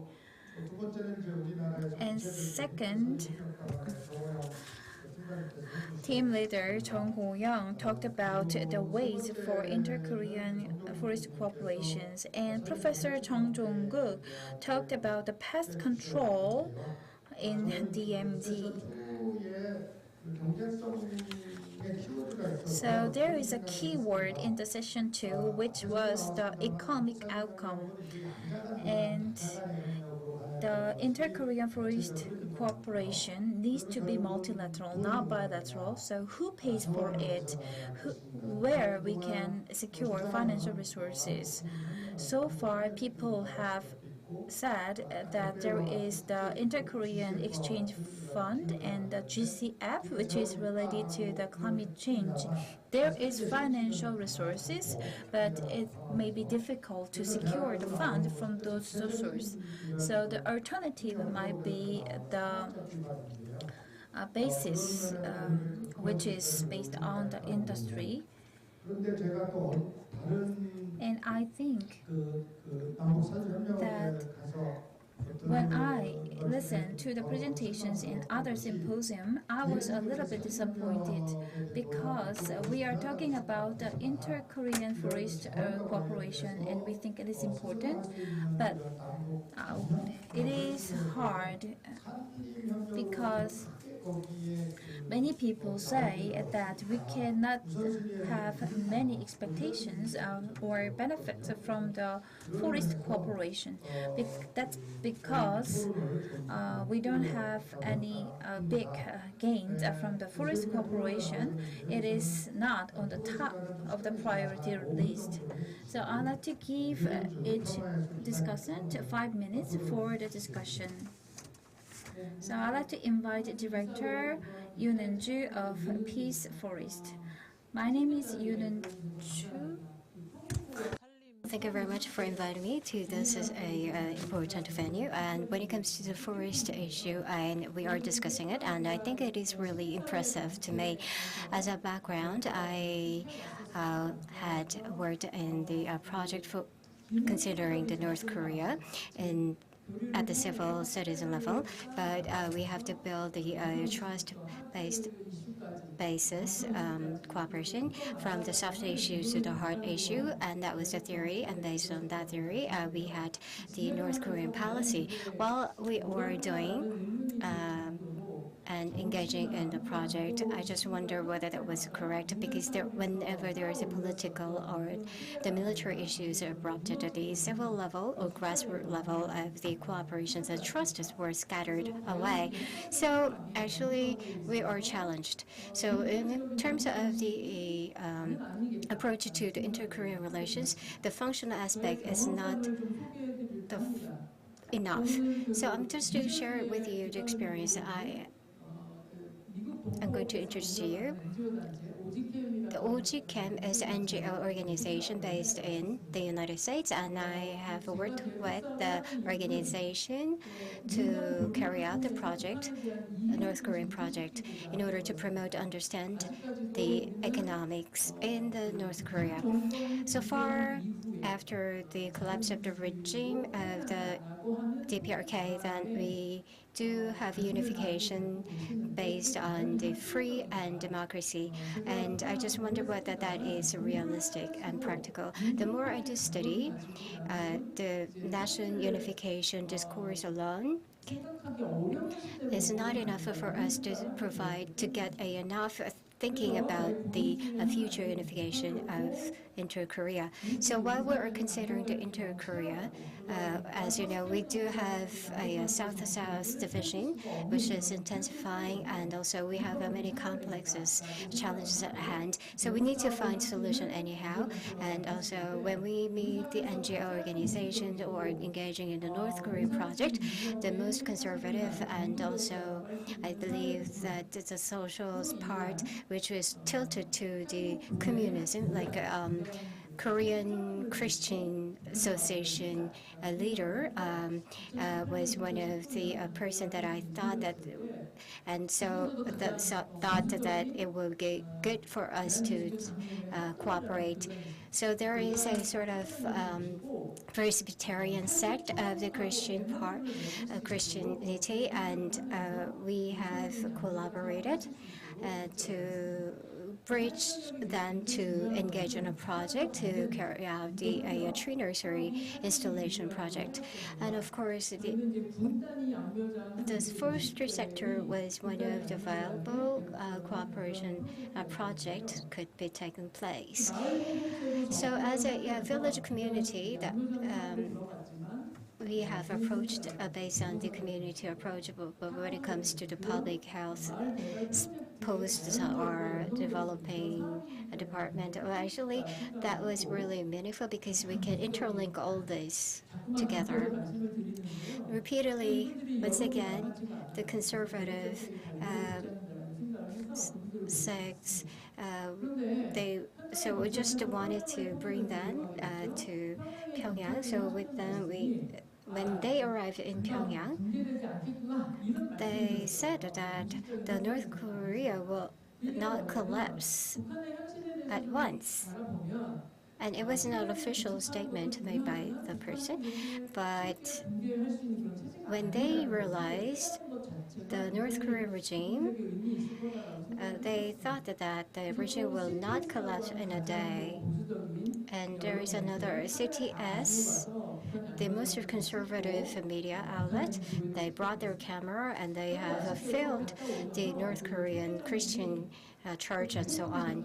And one of the members was from Daegu, the conservative city in Korea, and also he or she was also very Christian. So we have actually collaborated with a person and the person realized the reality of the North Korea. Well, the discussants and presenters have great ideas and also mentioned great remarks, but when it comes to the technology-wise, there are really excellent, but there is a military issue, security issues, and political issues that hinders this progress. So there is ups and downs. As you mentioned, as I have a 5-minute time limit, so I'm going to just make it brief one. Even though Minister of Unification left the venue, there is still name tag on the table, but he also mentioned that the Yoon Suk-yeol's administration, what the administration can do is that is somewhat a favorable North Korean policy can be employed by the administration. So I would like to request the administration to do so. From the Noto administration, we have accumulated the past assets, and we return to that assets. And also, if the administration employs the audacious initiative, then I think that the inter-Korean cooperations and the relations will pull off. So I hope the Ministry of the Unification gets some support, and through the KFS, we can broader scope where we can cooperate together in terms of inter-Korean cooperation to reach out to North Korean residents. Thank you very much for sharing your experience. And as a civic organization, you took various approaches, and you said that North Koreans' life needs to be improved from the perspective of SDG. That was your proposal. And for your reference, I'd like to say that the trade of a forest product is possible, but practically we need to think about the approach from the international perspective, like biodiversity, climate change, and sustainable development goals. So forest cooperation can be in line with those international issues. And forest cooperation is conducted as part of the SDG, and I think that the three discussants are working hard from the perspective of SDG, and the trade and the natural enemy research was also the good way to improve the inter-Korean forest cooperation. And second, I'd like to invite the second discussant. My name is Lee Chang-bae, the professor of Kookmin University, and I'm very delighted to be here. And frankly speaking, I don't know well about North Korea because I majored in ecology, so I don't know well about the North Korean situation. But I heard that what was clear is that the devastation of North Korea forest is very severe. And as other speakers talked about, it is a complex issue together with the food crisis, energy crisis. And in addition to that, as you know, we are facing the climate change, wildfire, and landslide, which is becoming more frequent, which is making situation worse. So the Kim Jong-un regime in North Korea is emphasizing the greening and afforestation policies to restore the forest. And they are promoting the forest restoration battle and the total forest construction plan. And they are planting trees and establishing nurseries and doing the pest control, which are the agenda of the pest control cooperation. And we have three inter-Korean forest cooperation centers.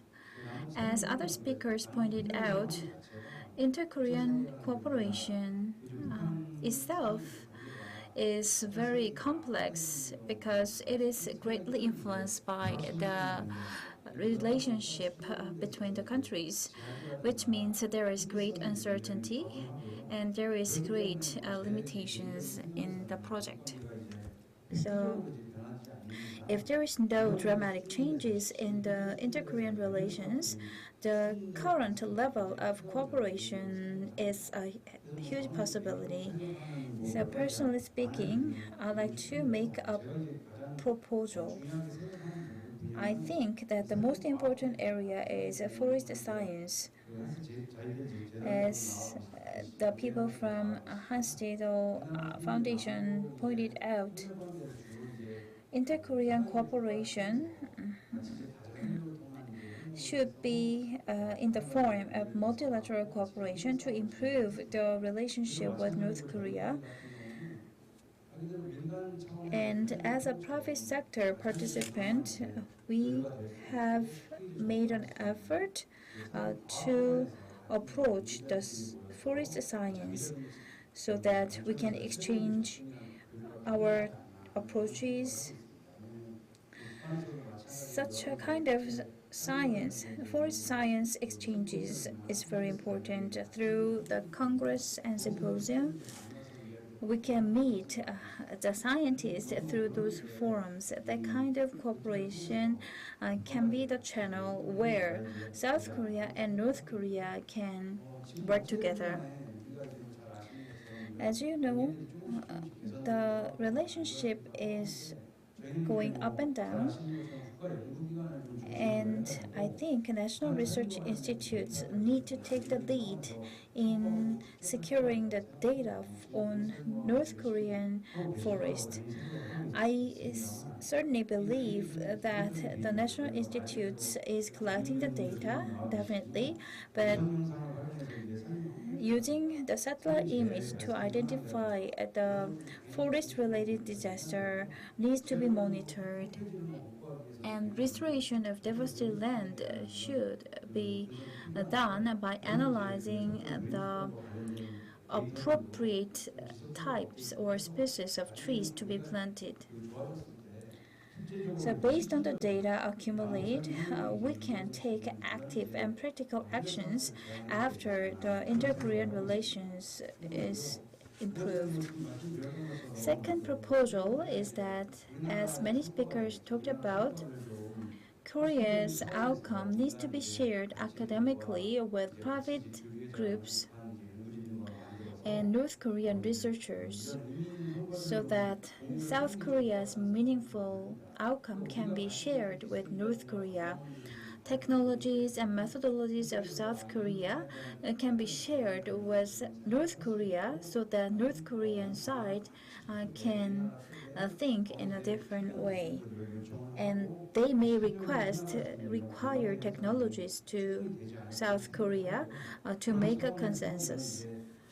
In this regard, exchanges of research information continuously could be a good way to establish the common platform. And the last proposal I want to make is that Korea has technologies and methodologies, and I'd like to I think that we need to make a proposal for potential areas of cooperation, such as the use of natural enemies to do the pest control. It is very important. And landslide and wildfire are forest-related disaster, but the disease and pests are also the big contributor to the withering of the trees, which make trees susceptible to fire. So the pest control project is necessary, I think. And to generate the income for North Korean residents, South Korea needs to share its methodologies and technologies with North Korea. We are monitoring the forest status in North Korea through satellite image, but we don't have any detailed data. So we need to think about the ways to establish the method for the monitoring. Carbon monitoring, as well as other assistant projects, can be done together with North Korea. Fourth, South Korea and North Korea need to work together. An international agreement like climate change agreement, biodiversity convention needs to be considered to develop the agenda for the forest cooperation. So we need to have a joint and common research agenda for the joint efforts. Thank you very much. And as an ecologist, you said that we need to take a scientific approach. And you pointed out a very important thing, which is to establish the carbon account. And lastly, I'd like to invite the expert member Yu Yong-baek of the Peaceful Unification Advisory Council. Hello, glad to see you. I am the final discussant. I came here at about 11:30 here, and to speak 5 minutes, I waited till now. I'm a little bit tired physically, and please pay attention to me because as I am the final discussant for today.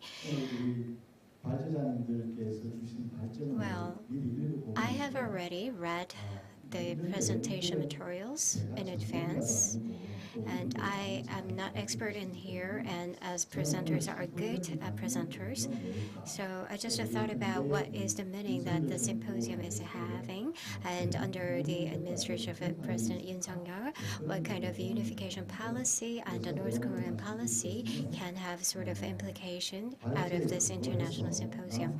So based on the presentation, inter-Korean forest cooperation and the relations with this cooperation to the North Korean policy of the Yoon Suk-yeol administration will be one thinking point, and what is the meaning of it. And so I'm going to touch about that. So I just prepared a message here, so I'm going to just read out. As you know, in the advent, when the Yoon Suk-yeol administration was inaugurated, as you know, the inter-Korean situation is in stark situation. The biggest challenge is the North Korean denuclearization and bring about peace on the Korean Peninsula. That will be the great task. And based on the free democracy, the denuclearized and peaceful Korean peninsula is very important because that is directly linked to our survival. And when it comes to North Korean policy, the inter-Korean forest cooperation is very important. The principle of the policy of the Yoon Suk-yeol administration, there are one of the principles, and that is a peaceful unification basis establishment, and that is for the unification, peaceful unification. We have to gradually implement it. Peace and prosperous unified Korean peninsula, and that is a vision, and there are implementation policy under it, and also we have a 5 priority project. One is open and communication through communication and peace, and come up with the reconciliation of a nation. What that can have implication. As you know, the denuclearization of the North Korea is the final goal. However, for the practical development of the inter-Korean relations by the exchange, we have to enhance the understanding to come up with the homogeneity of the nation. So prior to the denuclearization, we have to implement the exchange between the two Korea, and that is the basic policy direction of Yoon Suk-yeol's administration. And in line with that, the inter-Korean forest cooperation for the implementation of the Green Detente, and there is a Korean Peninsula Joint Climate Change Response Framework, disaster prevention, and also utilizing the water resources and sanitations. We are going to come up with the joint infrastructure with the North Korea. So based on that, for the peace and prosperity of a unified Korean Peninsula, I think that International Symposium holds great significance. And considering the strained inter-Korean relations, I think the forest cooperation is one of the viable projects. The cooperation is very important based on the value that as follows. In these strained relations, this will be a very practical method to come up with the actual exchange between the two Koreas. If we build trust based on that cooperation, then we can bring about a permanent peace on the Korean Peninsula, which will be a very good method. The second, from the disease of the forest, we can protect ourselves, and also from the land protection side, we can also have a great many. Not only the conserving the biodiversity, but for the coexistence, the North Korea's forest must be managed healthily, and it's important. All territory and also managing of the forest is important. If it goes wrong, then it will lead into the ecological system destruction, and also the disaster will happen to both Koreas. And humanitarian assistance to the North Korea, as for it, is to address the energy and food crisis through the and these can turn the deforestation and vicious cycle. And we should request North Korea for the denuclearization, and as you can see from the Yoon Suk-yeol administration policy direction, if it is not, we can open up the trade or exchange between the North Korea and South Korea without compromising the UN sanctions. And what I want to ask to the government is that after the breakdown of the Hanoi summit, the project to North Korea, especially the forest cooperation project, have suspended. So this is directly linked to the nation's survival and existence. So it's very important. In this period of the crisis, healthily conserving the forest ecosystem and also to give the healthy peninsula to the next generation, the integrated forest cooperation should resume. And so far, the COVID-19 shutdown due to the COVID-19, their borders, and so they are having a real serious problems of getting the supplies from it. So I think that the North Korea is in recognition of the importance of the cooperation. So I believe that in this respect, we can have a minimal level the opportunity to have or resume the exchanges. But first, we have to begin distinguish between the residents and North Korean political regime. Even though the North Korea's nuclear issue is a very serious issue, but we have to pay attention and we have to continuously support North Korean residents. Last but not least, when we heard from Professor Chung, the insects knows no border. So that's why I got the insight that inter-Korean forest cooperation is all the more important. So if I just suggest the professor to change the border to a word division, because insects do not have the division. So I believe that division, the word, under the current situation, it gives a sense of urgency that we need to resume the exchanges. Thank you very much for your attention. Thank you very much for your opinion. Broadly speaking, you explained, so I will not repeat what you said. As we are behind the schedule, I'd like to wrap up the discussion session, and thank you for your discussion and opinion. And inter-Korean cooperation should help and should be in the interest of both countries. Carbon neutrality and climate crisis can be dealt in the SDG framework, and this is the trend of the international community. And Professor Choi Jang-ho talked about the trade of forest products, and he pointed out that in reality it would be hard to do the trade of the forest products. And team leader Jung Woo-young from the Ministry of the Korea Forest Service said that it is about the coast, and if we develop the natural enemy well, we can reduce the cost in the long run, and it could be a next generation project. And companies can take the ES approach for the production of natural enemy. Even though we are behind the schedule, I'd like to ask the speaker to give a 1 or 2 minute summary. Regarding the ESG summary, I will find a way to do the ESG management. As I mentioned in my presentation, the North Korean society is in the 1980s level of South Korea, and the actual situation is more severe.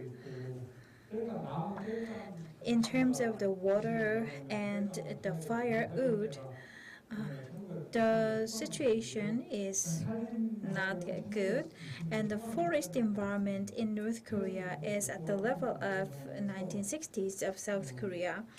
So there is no resources to sell. It means that South Korea need to support North Korea to design the structure from the scratch. So we need to think about how to improve the North Korea's forest policy. Thank you very much, and it was a good answer to the stupid question. And next. Well, Korean Peninsula accounts for about 1/3, and during the era of the climate change, I think that is becoming very important. From our service, in line with responding to the climate change, I'm not sure, but there are about 7 or 8 MOU on ESG with other large conglomerates. And when it comes to inter-Korean forest cooperation with the private sectors or civil societies and organizations, about 15 of them have forged MOU with our service. So the seedlings from the Paju, as we cannot supply to the north right now, so through this civil organization, we are to create the carbon neutral forest with and peace forest. So the civil societies are supplying and rendering a lot of support. So in the area of the inter-Korean forest cooperation, I believe that we need to think more where the ESG can take place in this field. Thank you. Thank you very much. And Professor Jung, please. As I told you, the natural enemy is the most environment-friendly way, and this is the system which is part of the nature. So use of the natural enemy has high possibility, but the problem I think is that in order to utilize the natural enemy, we need to mass produce the natural enemy. And pine gum midge is the only insect where we use the natural enemy for the pest control in Korea. But in the meantime, North Korea does not want to do the chemical pest control. So given the approach of the North Korea, we can be more active in using the natural enemy so that we can improve the inter-Korean forest cooperation. As you pointed out, I said the national border. So you pointed out correctly. So I like to use the phrase as you suggested. Thank you very much. Thank you, 3 speakers and 3 discussants, for your insights and opinion. And I'd like to conclude the discussion by giving my thanks to the MC and organizers of this symposium. Thank you very much, and I'd like to hand over the microphone to the MC. So we have concluded the second session discussion. It was very short, but the 7 speakers and discussants exchanged their opinion in a very intensive way.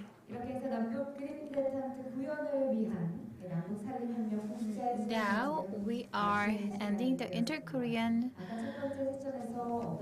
Forest Cooperation for the implementation of Green Detente Symposium. And one of the speakers said that it is a complex issue which is not simple. And I hope that while listening to the presentations and discussions, you have an opportunity to think about the future model for inter-Korean cooperation. I'd like to thank you again for your participation, and that concludes this symposium. Don't forget to take your souvenirs while you leave the hall. Thank you very much.